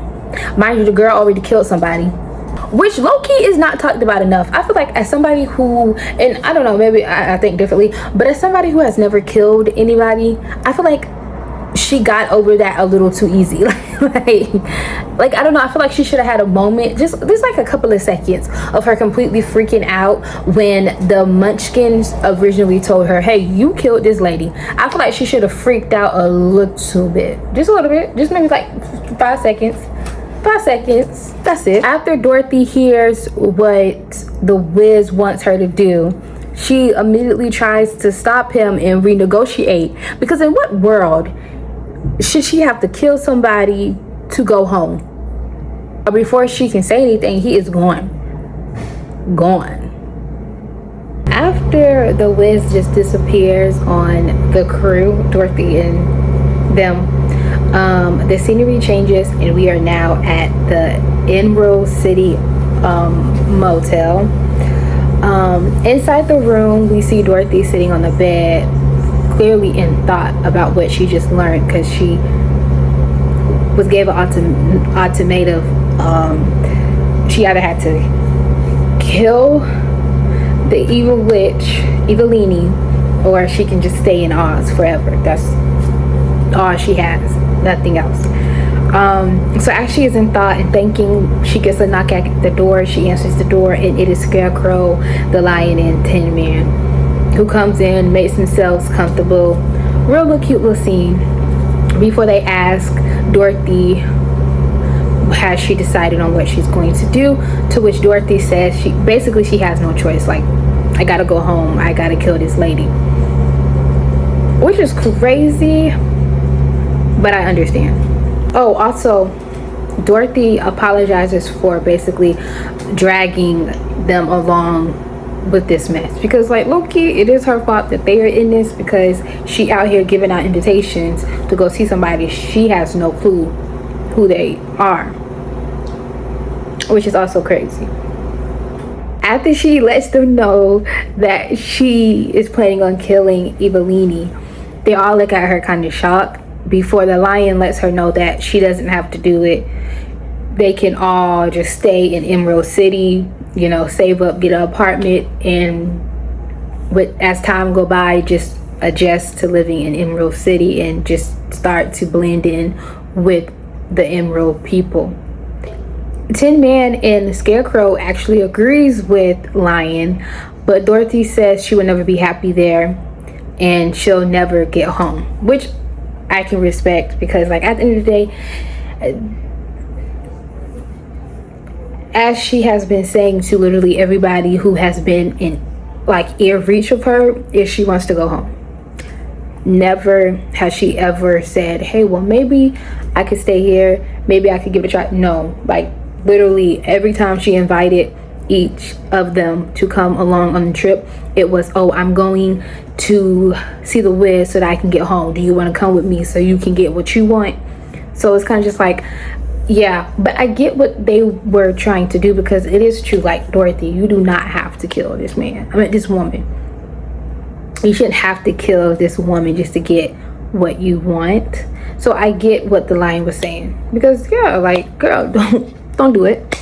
But also, like, she has no other options if she wants to go home. So after she lets them know that she doesn't want to stay there and she wants to go home, she gets up, she grabs Toto, and she's like, I'm about to go and kill this lady. To which, you know, the Scarecrow, Lion, and Tin Man are like kind of looking a little iffy, doubtful before Scarecrow actually says that he will go with her. And then the others fall in line. Of course, Lion takes a minute, because, like, a little scary, but then he ends up agreeing. They all leave the motel, which is, I would have loved to see how they got into the motel. So after they all agreed to go basically kill Evelini, we then switch scenes to them back in front of the vote with the 2 guards. And they're asking the guard, like, road to take, to which the guard is like, here's the road. And then he, like, walks over to, like, this little lid on the floor. Before he opens it, Dorothy then asks the guard, how do they find Evelini? To which the guard lets her know that they don't find Evelini, she finds them. We are placed into the hole or whatever. We come up to a sign that says Evelini Sweatshop, manufacturers and exporters of sweat. And we see this line of people. We see the crows from earlier, who's Miss the Scarecrow. We see the sexy ladies, who we find out was the poison puppies. And then the animal thingy that was doing that doo-doo-doo sound. They're all chained up together, and they're being, like, moved, maneuvered, whatever you want to call it, into the sweatshop where they will work. And as they are moving into the sweatshop, the camera backs up and we just see a whole bunch of people working. I'm not going to call them slaves. I'm not going to do that because they're all black. So I'm just going to call them workers. Were they getting paid? No. So they technically wasn't workers, but I just don't feel comfortable calling them slaves. So as the people are working, we see this big lady in a big colorful dress. She has a crown on. It's like she's bald, first of all, and then she kind of has like this headpiece on, and then in the middle, like right here, it's a crown with a little eye on it. It's just a lot going on. And then even her clothes just like real colorful, and it has like candy, and it looks kind of shiny. It's just a lot going on with her outfit. I don't know what she has going on, but she has it on and she thinks she's the crap in it. She comes wobbling down the aisle, watching over everybody as they work, before she starts singing to the people about not bringing her bad news. Don't nobody bring her bad news, because she's not with that. You can bring her anything but bad news. In the midst of her singing, she was whipping people, like with a whip, whipping black people. I don't like that. I don't. Midst of her singing, obviously the workers are going to sing with her, right? So around the time that she's done working, I guess she realized that the workers were not working, and she feels some type of way, because she like starts yelling and screaming and shouting about them not working, and they need to work. I guess she was mad about them not working and them playing or singing or entertaining her stupid behind song, because she then says that lunch schedule is canceled today, which one of the workers are begging and pleading with her not to cancel lunch because they haven't had lunch in 6 months.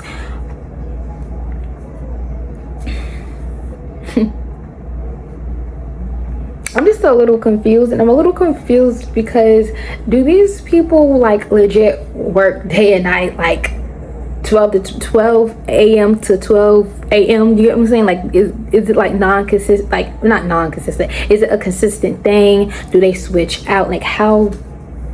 And then my thing is, I definitely do understand that this lady has powers, but at the end of the day, that lady is big as a house, right? It's about 50 of y'all compared to one of her.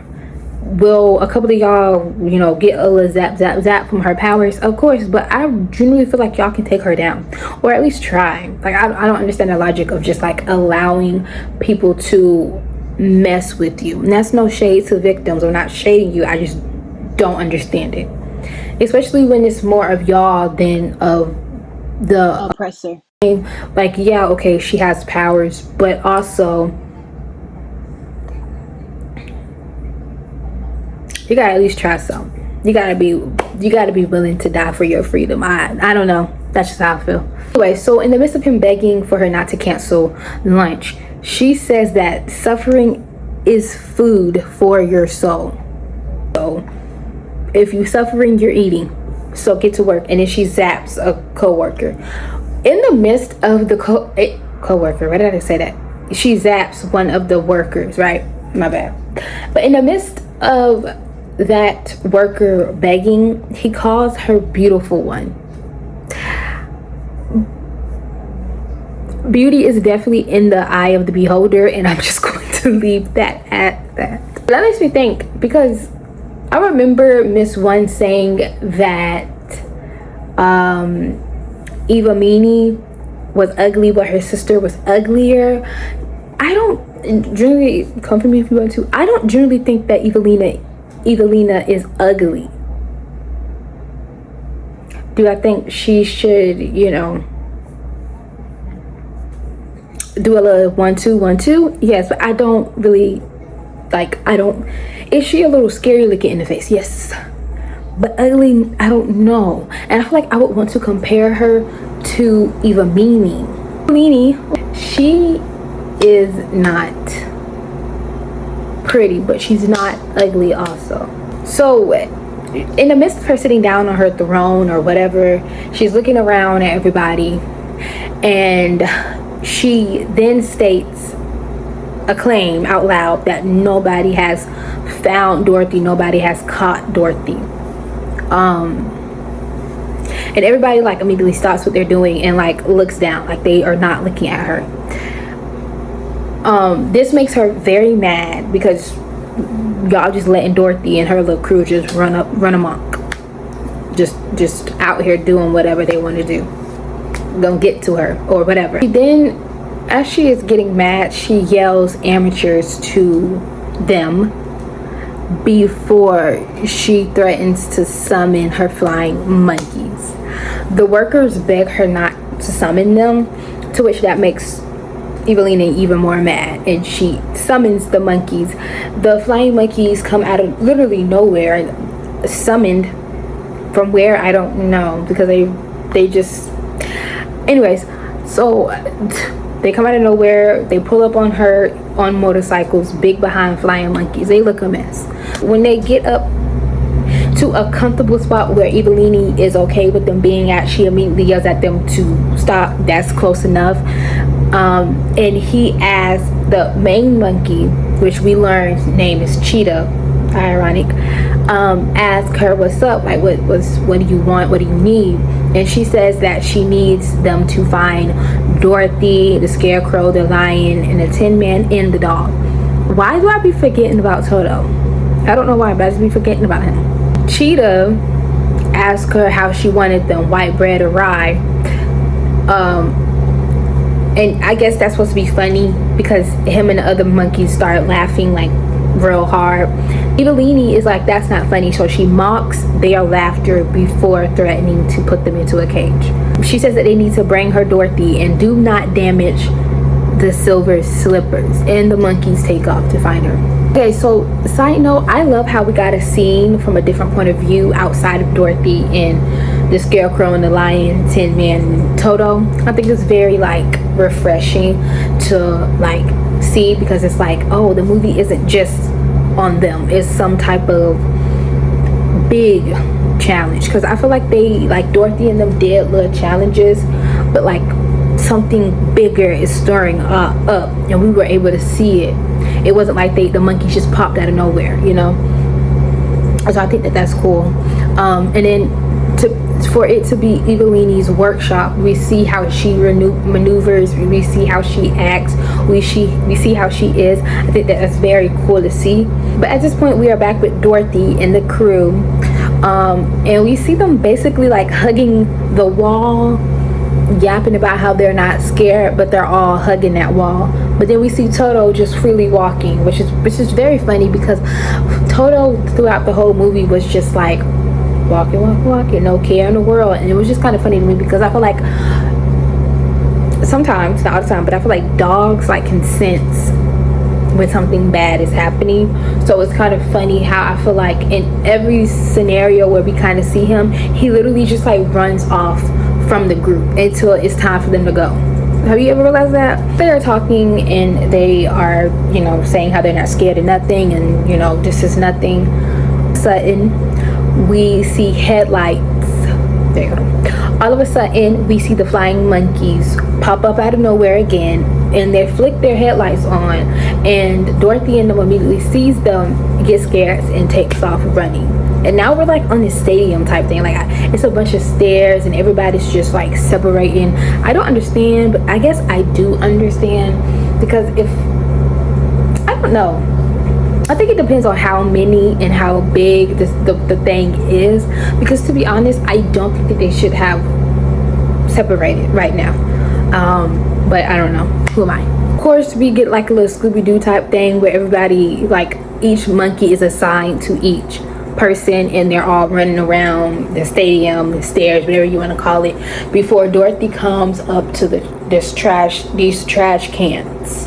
Emphasis on trash cans, meaning more, and that is, remember that, okay? Because it's like trash can, okay? And Dorothy comes up on these 3 trash cans, and she gets in the middle one, and she's hiding by herself, nobody. And then Scarecrow comes from like one direction, and she sees him, so she gets his attention, tells him to come over, to which he does. And then next is the Tin Man. They get his attention, he comes over, he gets into the trash can with them. And then the Lion comes, and it's the same thing. They get his attention, he comes over, he gets into the trash can. Now at this point, they're all in there but Toto, and for some weird reason she decides that, let me yell even though we're supposed to be hiding. I would have anyways, she's yelling Toto, you know, before Toto hears her then come over, and she grabs him and puts him in the trash can. Now they're all in the trash can, or a dumpster, whatever you want to call it at this point. And we zoom out to where like on top, if that makes sense, of them. So we see them actually in the trash can hiding. And one of them, as they are like kind of getting situated into the trash can, you know, I guess getting comfortable, whatever you want to call it, they all like kind of like, oh, we're safe now. And in the midst of that, the monkeys are coming towards them, and the other 2 trash cans that was like by them are separating from the one trash can. Oz is so weird. Why does everything come to life? Why is everything moving and doing all this by itself? But basically they're caught. I mean, because I don't understand why you wouldn't try to leave the area. Why go into a trash can? Like, I mean, and then y'all all go into the same trash can. I mean, I don't think they were going to leave anytime soon. So, I mean, at some point they would have came and looked into the trash can. You know what I'm saying? Like, I don't know. So at this point, we don't see it, but clearly the monkeys caught Dorothy and them, and we are now back at Evelini's sweatshop, where Dorothy finally actually meets Evelini, and Evelini meets Dorothy. Side note,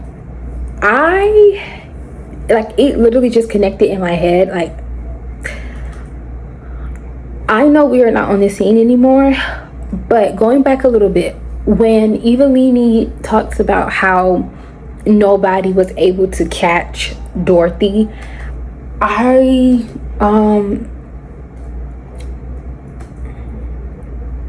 it connected in my head when they got back to her workshop, because we literally seen the crows and the poison poppies and then the little animal thingy. They were supposed to catch Dorothy, but they weren't able to. You know what I'm saying? That's what it seemed like to me. If I'm wrong, let me know, because she was like amateur, and it's just like that explains why they're locked up now in her sweatshop, because maybe they had agreed to like, oh yeah, like I'll catch Dorothy and you give me this, or I don't do. That's what it kind of seems to me. If I'm wrong, let me know, but that's what I got from it, because I was thinking like, these people, we never seen these, well, that I can remember, the workshop workers, we never seen them, but we did see the people that were chained up in the beginning when we first came into the sweatshop. So it makes sense she was talking about them, and because they couldn't hold up on their end of the deal, now you work for Evelini. That makes sense. And that also makes sense why, because I said this earlier when we were talking about the poison poppies area, it makes sense why they didn't care that Tin Man and Scarecrow didn't get poisoned either, because they were only worried about Dorothy. To be honest, Dorothy was the main source, and the only reason why the lion got poisoned was because he was around Dorothy. Look at me. If I'm wrong, let me know, but that sounds about right. So at this point, Evelini is not holding back. She's yelling at Dorothy because she killed her sister, which is, I would have loved to have seen Evelini find out that Dorothy murdered her sister. Even if we didn't physically see her face, y'all know how like in Matilda, we don't meet Trunchbull the first time. We see like a shadow of her and she's like yelling at Matilda's dad. It could have been something like that. Like I feel like it would have been interesting also for us to see that. Like it would have been interesting to see how Evelini first react. Because did they have a good relationship? Did Evelini even care that her sister was actually killed? Or was it just like like because she's evil and she just likes to mess with people and she's a nasty person, I'm gonna just mess with this girl because why not? And I can just excuse it as you killed my sister. You get what I'm saying? It would have been interesting to see. Evelini didn't brace up the fact that Dorothy stole, Evelini's shoes, which is not true. Technically, Miss One stole them and gifted them to Dorothy, but that's besides the point, I guess. I guess it doesn't matter. And she demands that Dorothy gives her the shoes, to which Dorothy, she says no at first, but then she like puts more like power into it and let that lady know like, no, you can't have them. And that makes Evelini mad, of course. And she then goes to try to use her magic to take the shoes from Dorothy, but it kind of backfires and we see Evelini's fingers like bending up. Like, I don't even know how to explain it, but it's just nasty. That clearly irritates Evelini even more, makes Evelini even more mad, because like, first of all, you're telling me no, you won't take the shoes off, and then when I try to take them from you, I can't, because, and that makes me think, I want to know that Miss One put like a spell or something on the shoes so that they couldn't come off, even if Dorothy was like, yes, take the shoes. Evelini then looks over and the camera follows her, and we see Scarecrow laid out on his table, and on the side of him is a crow with a chainsaw, like an automatic, I assume, I don't know, with a chainsaw, and he goes to cut it on and it cuts Scarecrow in half, and Scarecrow just lets Dorothy know like, I'm not hurt, I don't even feel it, which, I mean, he's made a newspaper, but the ideal is kind of messed up. Like, it's messed up.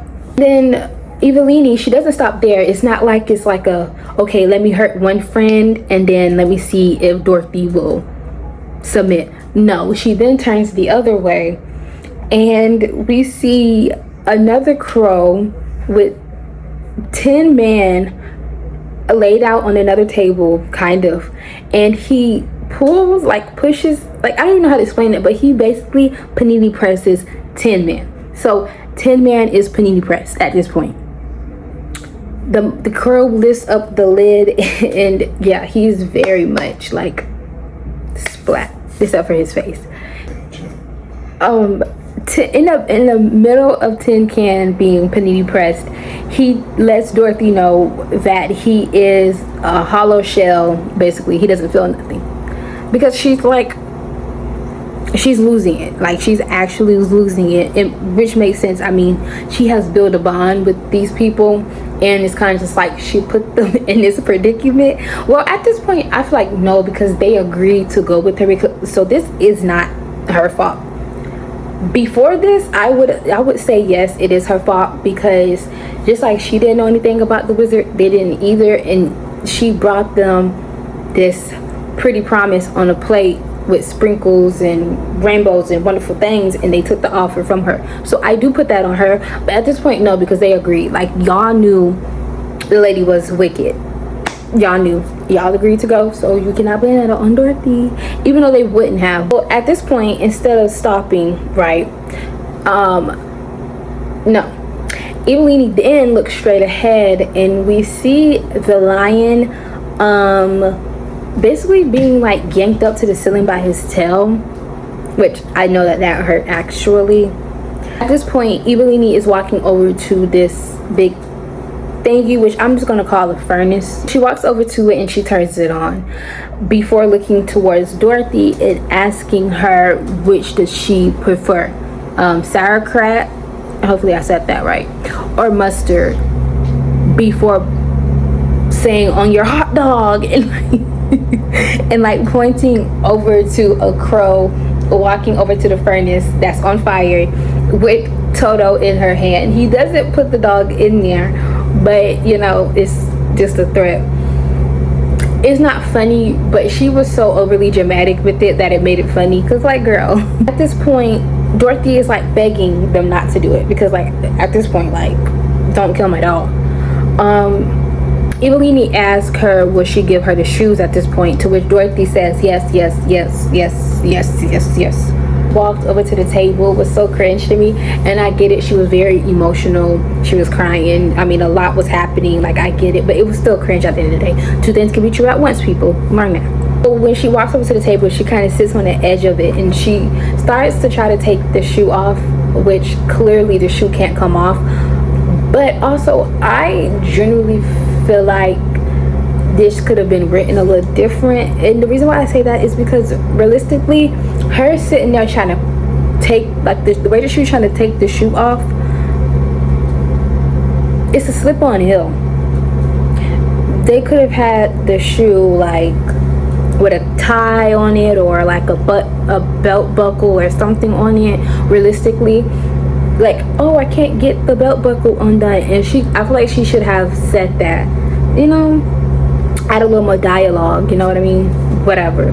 But no, she's just sitting there trying to force a slip-on slipper off, and I get it, the shoe can't come off, but even within that, I feel like she should have said, like, I can't get the shoe off, because I mean, is the shoe, like, does it have a spell on it? Can the shoe not come off? Like, what is it on that? Like, what is the information on that? Because yes, Miss One put the shoes on her, so I mean, we can clearly, there has to be some type of spell on it that stops anybody from taking the shoe, because Evelina couldn't even get the shoe off with her powers, and her powers are stronger than Miss One, which also doesn't make any sense. And I guess that's probably why they didn't say that, because Miss One said that her powers were not that powerful compared to Evelini or Evamini. So that doesn't make sense to me.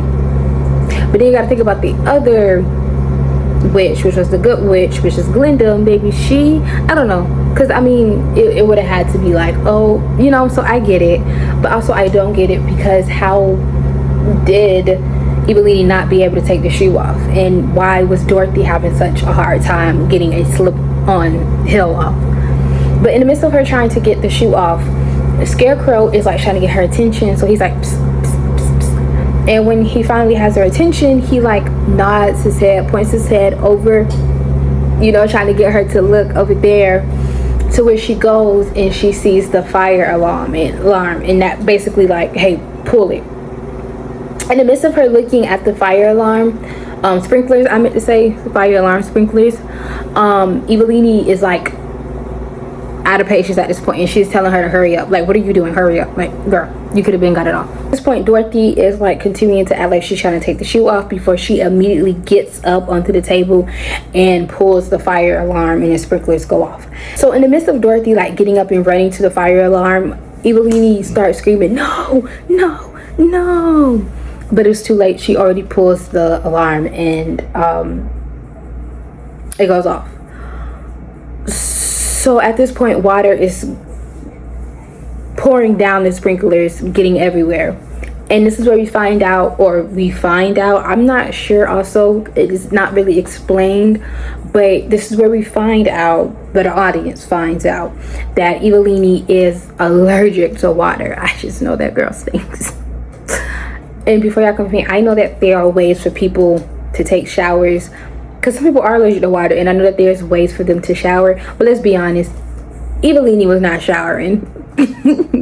She have no other ways to shower, so yes, I know she was stink. Okay, as the water is getting on Evelini, she starts to sink into her throne, like the throne eats her alive, or she shrinks. I don't really understand. I say that because it didn't look to me, it didn't look like she was shrinking. It literally looks like the chair was eating her.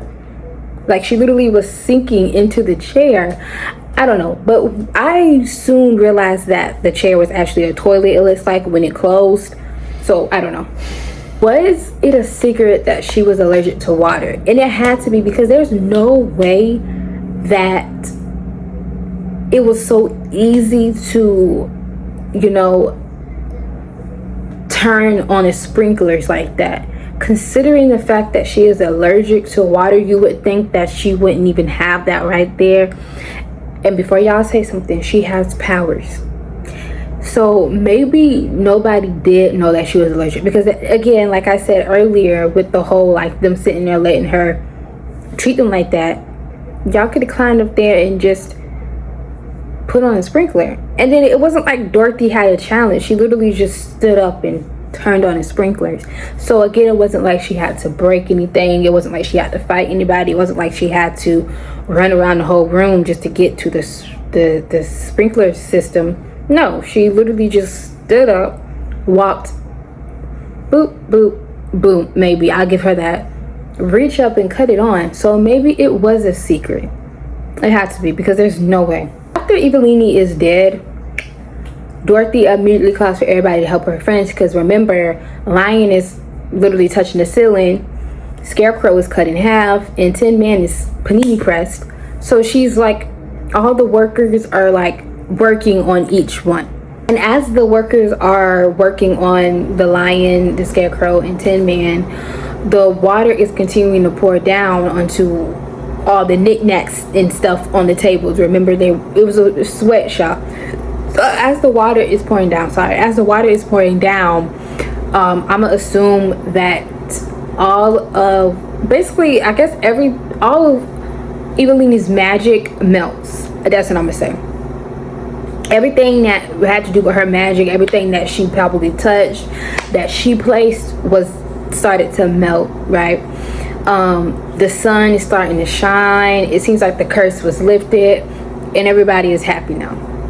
So at this point, they got the Lion down, Scarecrow back together like he was never cut in half, and Tin Man it was like he was never panini pressed, right? And they all start singing about a brand new day. And as they're singing, I'm gonna say like halfway through them singing, people start to basically, like, I don't want to call it a costume, because I don't know if it was supposed to be seen as a costume, but they started shedding their old skin, and we see them as people now, like people now, people left in undergarment, like shedding old skin and like coming into new ones, brand new day. That's why I kind of took it as like the spell was lifted. It's on the third. Yeah. As I continue to sing the "Can you feel the brand new day?" Dorothy and her crew, they up out of there. They're dancing, but they're leaving at the same time because they got stuff to do, right? They actually end up using the flying monkeys to give them a ride back to the area where the Wiz is. So they come up to this golden door, and Dorothy yells out for someone to answer the door, and Scarecrow says that this might be the back entrance for it. The lion all confidently walks over, saying, I don't think the killers of the Wicked Witch of the West should have to use the back door. You know what I'm saying? Dorothy turns back to the door, to which she finds out was like unlocked and open, which doesn't make any sense to me, because how does nobody know about the back entrance? And why is it unlocked? But once inside, they start looking around, clearly because they haven't went through this way or whatever. Scarecrow and Dorothy walks up to like this big head laying down on his side or whatever. And Dorothy asks if this all looks familiar, because, you know, like, and as they are looking around, we zoom out to see a single bed with a table and a chair. A coffee maker is sitting on the table with a white mug and a microphone, all on the table. They like run over to the bed and the table. Dorothy pulls back the sheet on the bed to find this man, regular man. They immediately like start calling him a phony and this, that, and the third, and because clearly like the Wiz, like they see the head not even up there anymore, which doesn't make any sense to me, because why did the head have to move? Why is it laid sideways on the floor now? I thought it was attached to the wall. The man tries to play dumb, and he says that the Wiz is not here right now, which, I mean, that could have been true, but I mean, they weren't dumb enough to fall for that. He comes clean and he lets them know that he is a phony. He doesn't have no type of magic. He's not nothing, and he apologizes multiple times. We learn that his name is Herman Smith, and he's from Atlantic City. And once Dorothy hears him say Atlantic City, she immediately like runs, well, not runs, but like walks back over kind of fast, and she's like, as in New Jersey, and Herman like nods his head yes. He says that he's the second-rate politician from District 7. Apparently he ran for office, but was never elected. And he kept trying and kept trying and kept trying and kept trying and kept trying. Never elected. Now this is the part that I don't understand why they didn't go more into details with. But yeah. So he told the crew that he tried. He never gave up. He kept trying. He said that he even got a hot air balloon to get the word out that he was running, and to hope bring in some, you know, votes or whatever. He said that on the day that he got into the hot air balloon and it went into the air, a terrible storm came out of nowhere and blew him into the clouds. He said he got lost and ended up in Oz. Apparently the people had never seen a hot air balloon like his before, and instead of him being honest about who he was and this, that, and the third, he didn't, and they proclaimed him as the Wiz because they thought he had powers and this, that, and the third. So they proclaimed him a wizard. I don't understand that, but whatever. And at this point, instead of like, I guess she could have did both, but instead of acknowledging the fact that they both were caught up in a storm and ended up in Oz, she only lets him, like, she only talks about how basically he set them up to die, basically, which is true. He did. He set them up to die. But I don't understand how she just walked right over the fact that he was like in a storm, was like blown here. The same thing with her. It was literally the same thing, and you would think that she would be like, oh my gosh, like that happened to me. Nothing, like nothing. And I don't understand that. But Dorothy calls him out and says that he sent them to Evelini, knowing that Evelini could have killed them. Herman says that if Evelini would have found out that he was basically a fake, a phony, she would have took over Oz. I don't really understand that, because I don't know how long the Wiz has been there. It wasn't told unless it was told, and I didn't know that. I don't know how long Herman has been in Oz. At no point why didn't Evamini and Evelini, I don't know, go see about him? I don't understand. I just, that doesn't make any sense to me. Because generally speaking, if she wanted to take over, why, like, I feel like she still would have tried. Because it's like, oh, so you're the great powerful Oz, let's test that. Because her powers were powerful too. So the fact that she didn't try, it doesn't make any sense to me. And also, I guess it maybe, I don't know, because it's like nobody saw the Wiz. Nobody knew who he was, except for the original people, I guess, because they, you know.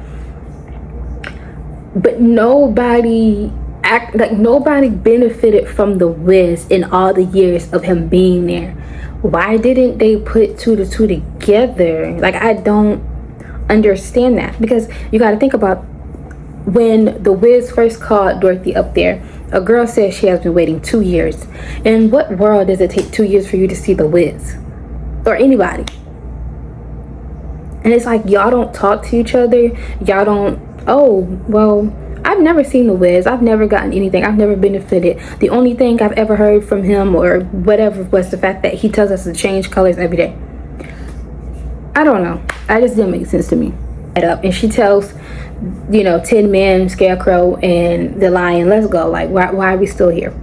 To which Herman is like, no, please don't leave. All by myself.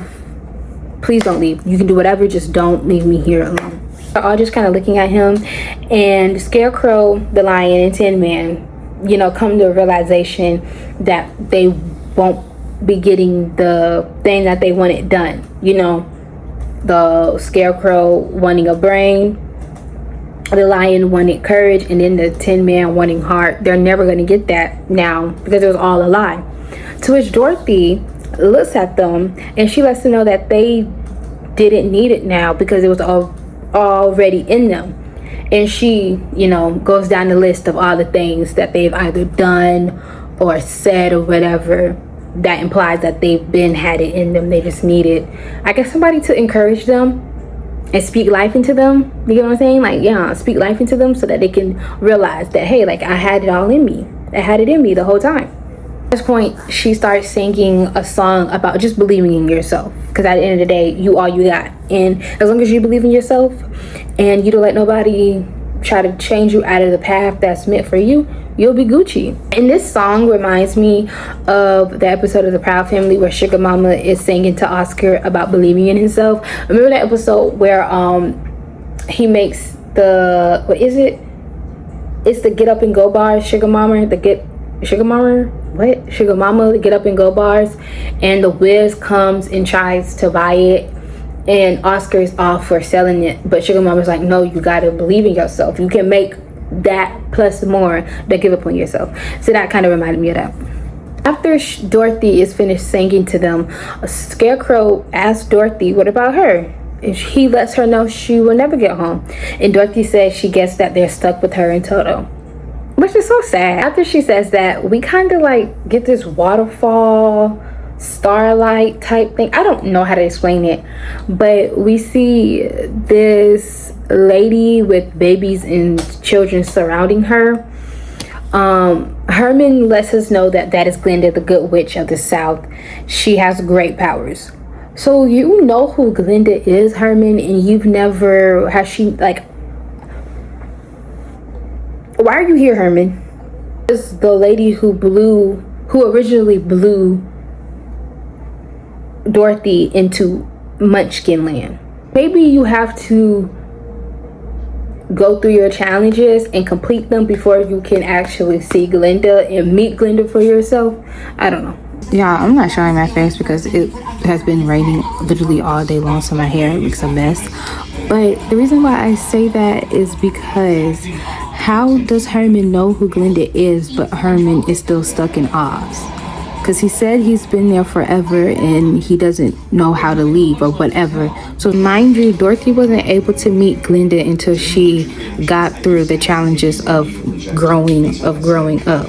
So maybe that's why But then again, how would Herman know Glenda at all? Like, he shouldn't even know who Glenda was also. Because, yeah, so it doesn't make sense how he knows who Glenda is, but he's still stuck in Oz. And Dorothy didn't know who Glenda was until she completed what she was supposed to learn. But Glenda ends up greeting Dorothy. But at this point, Dorothy just wants to go home. She's not with all that, hey, how you doing type stuff. She's like, is there a way that she can go home? Glenda reminds her that just like she helped her friends realize that what they were looking for was within them, it's the same thing for her. It applies to her too. All she had to do was believe. Dorothy confusedly says, inside me, I don't understand. Glenda then says, this is exactly what she says. Home is a place we all must find, child. It's not just a place where you eat or sleep. Home is knowing your mind, knowing your heart, and knowing your courage. Literally the scarecrow, the lion, and the tin man, right? If we know ourselves, we're always home anywhere. Before Glenda starts to sing the Believe in Your Heart song that Dorothy was just singing. Why they couldn't just have her saying like a new song, I don't know, but whatever. And then I put, side note, oh, Scarecrow, the lion, and the tin man represented what Dorothy thought she was lacking in her own mind. She just imagined them as such because of her childish characteristics. I get it now, but I still think she could have had more of an understanding of Oz or whatever, especially since it seemed like it was a mindset thingy. So why wouldn't she have any knowledge of this place when everything she faced was something she feared? Which I still do feel that way right now. I think that I feel like there should have been a good Oz and then a bad Oz, and I think that she should have known what good Oz is, and then when she got blown into Oz or whatever, she got blown into the bad part, and it's kind of just like some things she remembers and some she doesn't. I think that would have made more sense too, but I can't get jiggy with the idea that she didn't know not a single thing about Oz or the Wiz or nothing like that. Well, I mean, the Wiz makes sense because the Wiz is fake. It was a made-up character. I like the movie, don't get me wrong, but I do think something should have been thought over just a little bit more.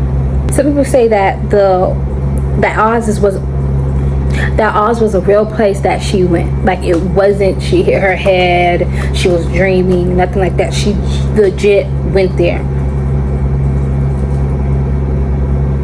Make it make sense, because it doesn't make sense. The fact that the Wiz was a regular man that ended up in the same fate as Dorothy, where are the other people like that? What I was saying here, because I really don't think I actually said what I really wanted to say correctly, was that this was a real place. There's no way that Herman would have been the only person blown into Oz at that time. Been multiple people there with him, because he again was blown there just like Dorothy was, because of whatever reason, because there's a reason why you're blown into Oz, right? So there's no way it would have just been Herman and Dorothy, because they were two people from basically the same place, basically same story, kind of different font, if that makes sense, if you get what I'm saying. But at the end of the day, there were two people that were blown into Oz for a reason. Dorothy understood her situation. She understood why she was blown into Oz. She understood it. She conquered her fears, or whatever you want to say. She conquered them. She got over them. Herman was the one that immediately found shelter and stuck there and was hidden from the world and scared. It would have been multiple people like Herman, because not everybody's going to learn their lesson like Dorothy.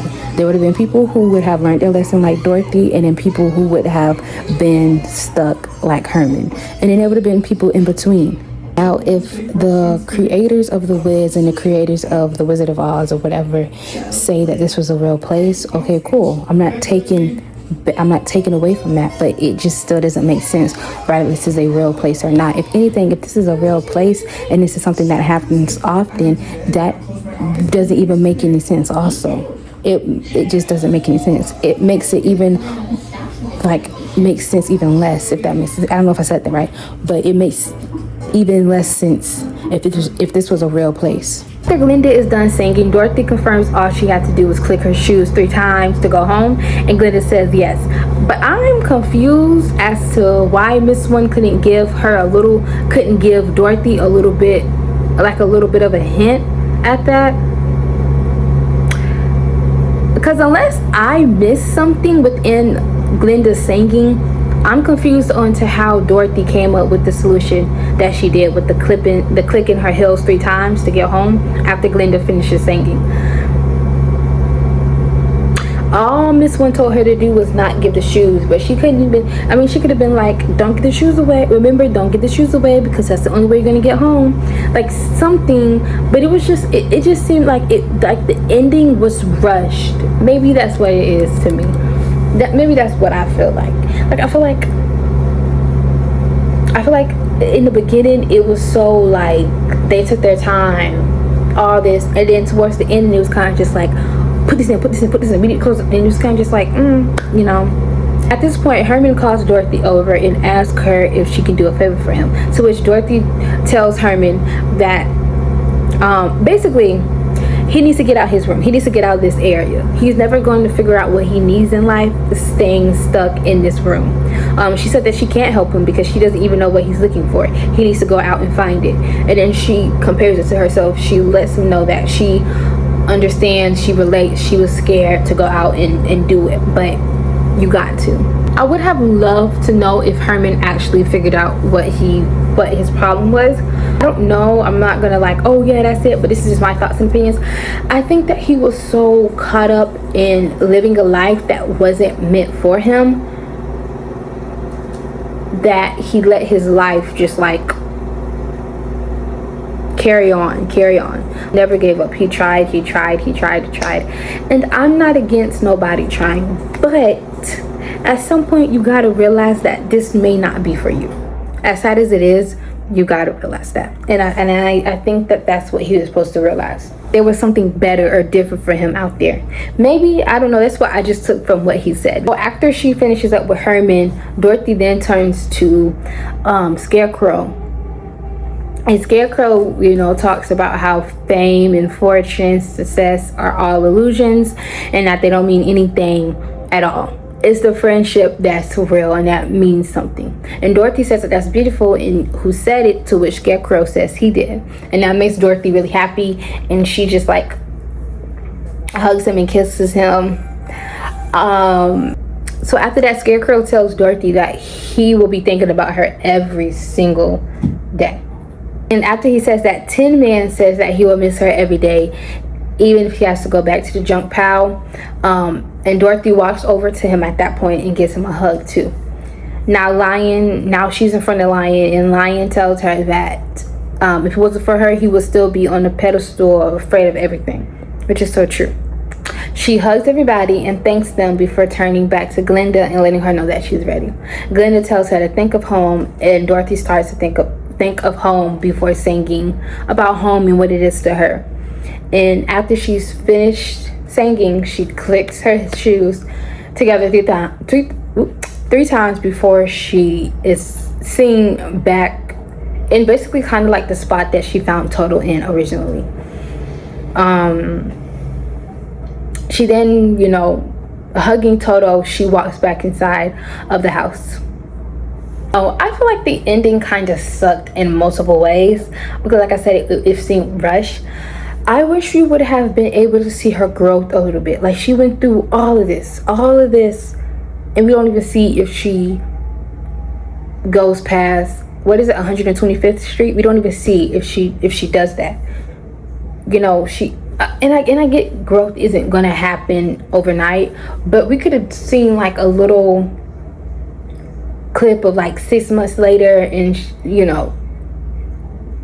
she's working with the high schoolers, or even if she still wanted to do the kindergarten job, she has her own place.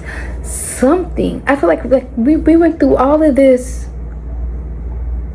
and it seemed like for nothing because we didn't see nothing.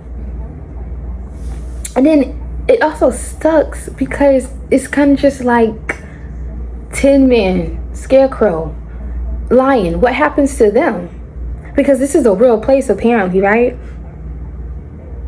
Do they go back to where they came from? Do they get to stay in Emerald City?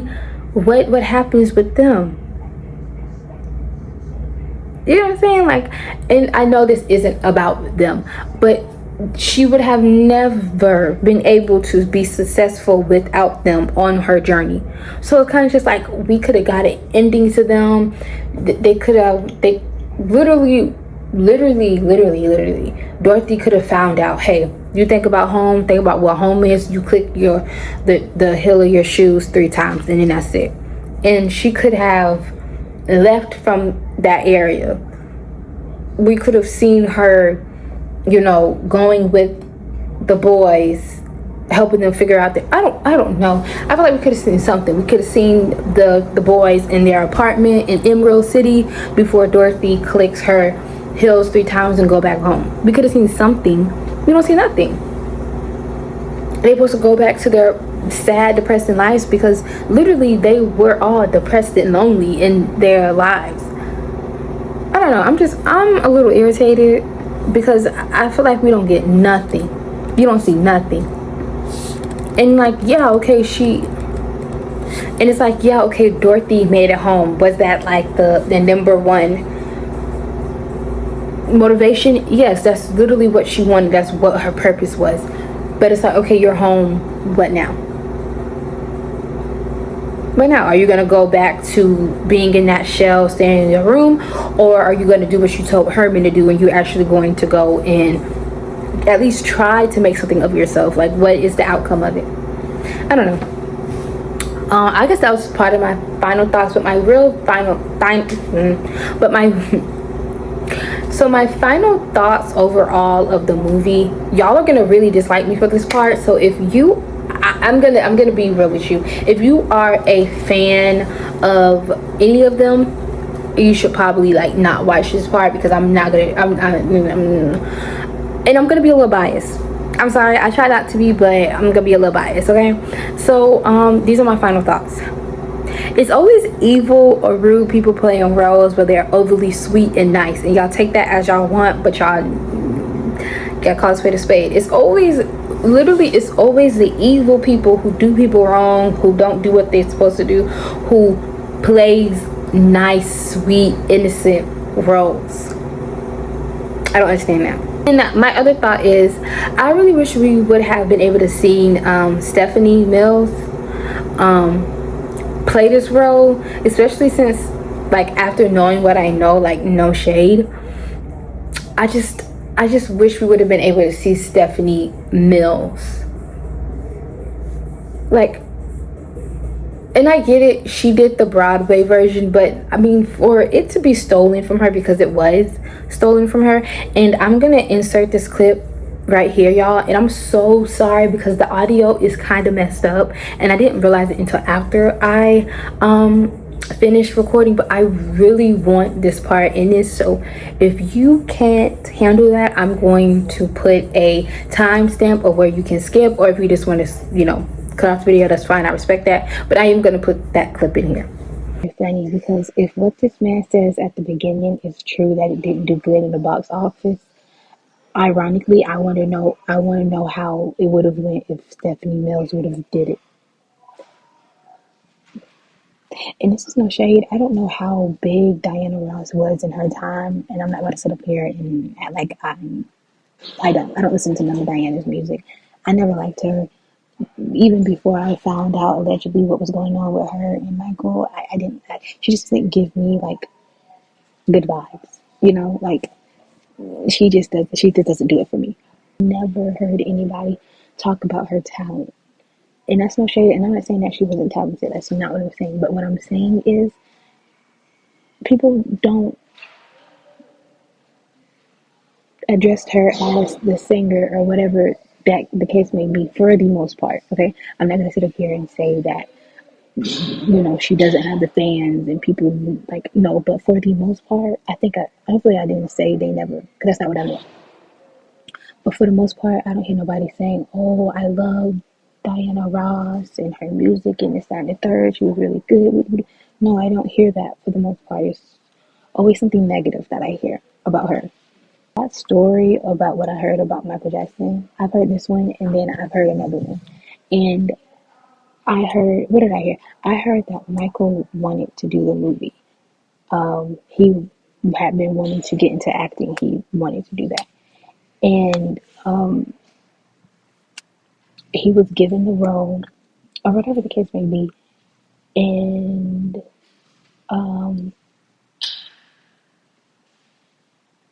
he was talking to Diana or whatever because it was close. And she had talked him allegedly into talking to the producers and stuff like that of the movie to get Diana the role of Dorothy. And apparently he like threatened them to leave if Diana didn't get the role. That's what I heard. I don't know if it's true, but there's always like he said, she said, and then the truth. So who knows? But listening to this, Diana, I don't think I ever said this, but I don't care what nobody says. Diana genuinely used Michael and the Jackson 5 to stay irrelevant. I don't care what nobody says. I don't care. And I'm not going to argue with nobody. I'm not going to go back and forth. I'm not saying that she wasn't talented, but sometimes your talent runs its course. And if you go back and do some research, she cleaned onto Michael at a very young age. Why? She was inviting him places on stage, always dancing, coming to him. Even later on in life, when she was singing, she would immediately go to Michael, stuff like that. It's like she used him to stay irrelevant. I don't care what nobody says. And I'm not taking away from her talent, but sometimes your talent runs its course. Not everybody can stay popping for their whole life. And it seems like to me, that's what she did here. Because they were not going for that. But when she brought up Michael Jackson, knowing that he would love to do it because he wanted to get into acting, of course they're going to be like, yeah, let's shoot. Like, he's young, popping, the girls love him. Let's bring him in. And if we bring him in, then we got to bring Diana in. She knew what she was doing. I don't care what anybody says. Yeah. She knew exactly what she was doing, and she did it. And am I mad about it? No.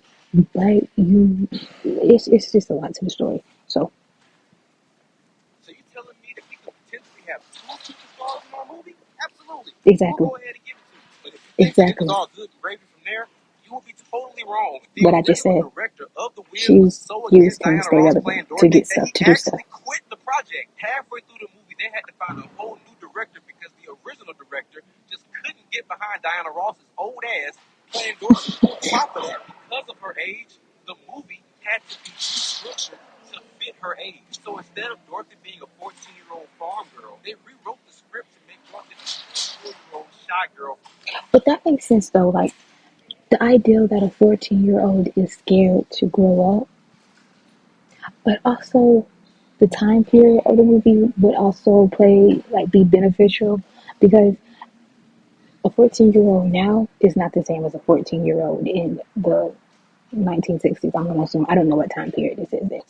In nearly a $10 million loss. Critics love the music and the visuals, and they praise Michael Jackson for his role as a scarecrow, but they could not get past Diana Ross almost being in her mid-30s, playing a role that was meant for a teenager. Also, See, that's what they get though, because no shade. How do I say this? They wanted Michael. They did not want Diana. And in this, it shows. But I guess, I don't know, maybe they thought that they couldn't get Michael if they couldn't have Diana. I mean, they could have tried, could have asked around. I don't know. But sometimes, just because something comes with a little extra razzle dazzle, that doesn't mean you should take it on. No shade. They shouldn't have took Michael on if that meant that Diana had to come. I'm sorry. I love Michael Jackson. I loved him in the movie, but realistically, are we not listening to this?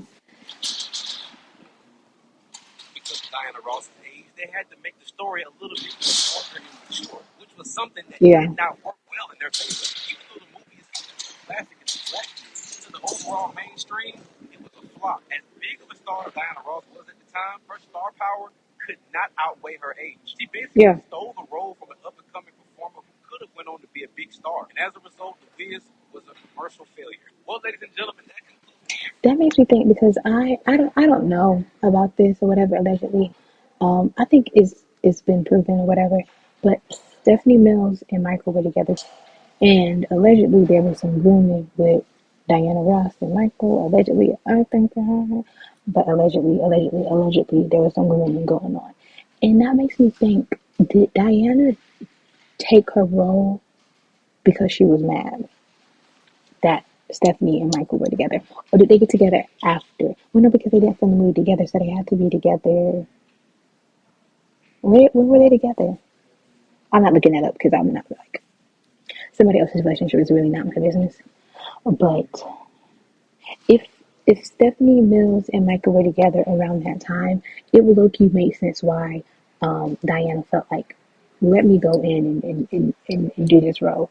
And not just that, it made sense why she was so adamant on doing the role, even after being told no. Girl, they told you no because you were too old. What are you arguing about? You can't change your age.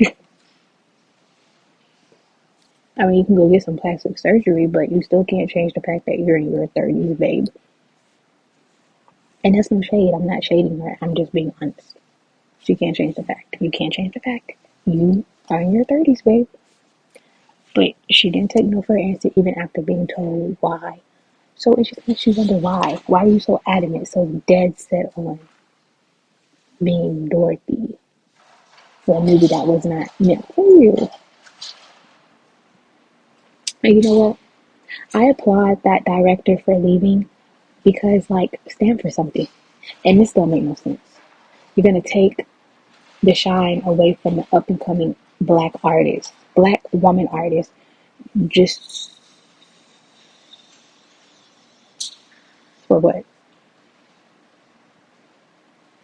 Because you feel like you can? Like, honestly, I really don't understand the logic. I don't understand the method for her wanting the role. Did it do anything for her career? And I'm not, like, that is a serious question. Like, I'm genuinely wondering. Because the fact that she, to me, apparently she got a lot of backlash from taking the role from the little girl anyways. Did it help your career, honey? No, it made you look shady. It probably did the opposite. In the comments, let's be real, we didn't watch The Wiz because of Diana Ross. We watched it because of Michael Jackson. And that's facts. Again, like I said earlier, he was the up-and-coming artist from Jackson 5, being on his own. He was a handsome, young, attractive man. He was a kind soul. People were drawn to him. Wasn't nobody clocking in to The Wiz to see Diana. And that's not to be shady, but it's true. Wasn't nobody, oh, I'm about to go watch The Wiz because Diana in it. No. That's literally why, if his story is the accurate story and not the one that I said before, it makes sense. They wanted Michael, but to have Michael, they had to bring in Diana. If she would have never brought Michael into the mix, she would have never got that role. Period. That's why I say she used Michael Jackson allegedly. I don't care what nobody says. Yes, she had clout, but she had extra clout with Michael. And you can tell by the way she cleaned onto him at such an early age. That boy was 10. And he's clinging onto a 10-year-old. Also, this is where I feel like some of y'all are gonna come for me. All I'm gonna say is Diana shouldn't have gotten this role, and I'm not sorry. Do I think that Diana is a great singer? Yes, I would not take that from her. I think that she is a great singer. Do I think she was a great singer for this part? No. But also, I'm not gonna sit up here and lie and act like I have anybody to compare her to, because I don't. I never seen the Broadway. Am I going to look at it? No. The only reason why I say Stephanie Mills should have played this role was because it was originally her role and it was stolen from her, allegedly. I'm gonna say allegedly, even though I think it's been proven, but I'm gonna say allegedly anyway. It's been stolen from her. That's why I say that. She got the role fair and square, and it was stolen from her because it was already given to her. It wasn't like they both auditioned and it was just like Diana did better. No, Diana came, played a shady game, and won. And that wasn't the first time she's done it in her life, allegedly. Whatever.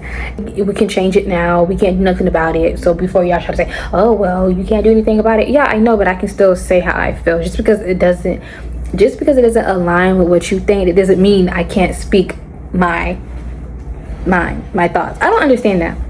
Also, this was probably a really unpopular opinion. I want to know how many people agree with me, but I genuinely, and this is not because I like Michael Jackson, but I genuinely feel like Michael and Diana's roles should have been switched. I'm gonna leave the clip of me talking in here, but the words do not match my lips, and the only reason that is because I didn't like what I said, so I went to re-film it, but then I realized like, oh, I look a hot mess because my hair got rained on, so I can't even show my face. So yeah, sorry about that, but this is what I feel like. I feel like the role should have been switched, just because I feel like Michael has more of that childlike characteristic that they were trying to put off on Dorothy, like Diana, I should say. You get what I'm saying? Like, so I think that it would have been cool to see Michael in a role where he is low-key trying to grow up and get out of his comfort zone. But I mean, we can argue that the movie really wasn't even about her growing up. It was more so just about her leaving home, to be honest. It wasn't about her growing up. I feel like they lost the plot of Aunt Eam telling her, or Aunt Eam feeling like she, is childlike, if that makes sense. But still, in a sense, it would have been interesting to see Michael in that role, just because it still pertains to his life. So it would have just been cool, or it would have been like, I feel like we would have got way more emotion, and we would have felt it more if Michael played a boy version of Dorothy. You get what I'm saying? Like, do y'all agree? I didn't get that she had to stop being childish. So I genuinely feel like their role should have been switched. Definitely could have changed the part to fit Michael a little bit, making it more boyish or whatever they needed to do. But I feel like Michael should have been Dorothy, Darnell, Doran. You get what I'm saying? That's the end of this video. I give this movie a 6 out of 10. I definitely feel like it could have been done. I get why some people don't like the movie. I get it. I do get it. Especially now after watching it back. I understand. I respect it why some people don't like the movie. I don't think it was a bad movie, but I definitely do think that a lot of things could have been changed to make it better. But that's either here or there. So that is the end of this video. If you like this video, please give it a thumbs up. Please leave a comment, hit that sub button. Make sure you check out my last video, which was my thoughts on the Michael movie and then just Michael Jackson in general. Make sure you check out my main page where I do vlogs and unpopular opinions. And I will see you guys in my next video. Bye.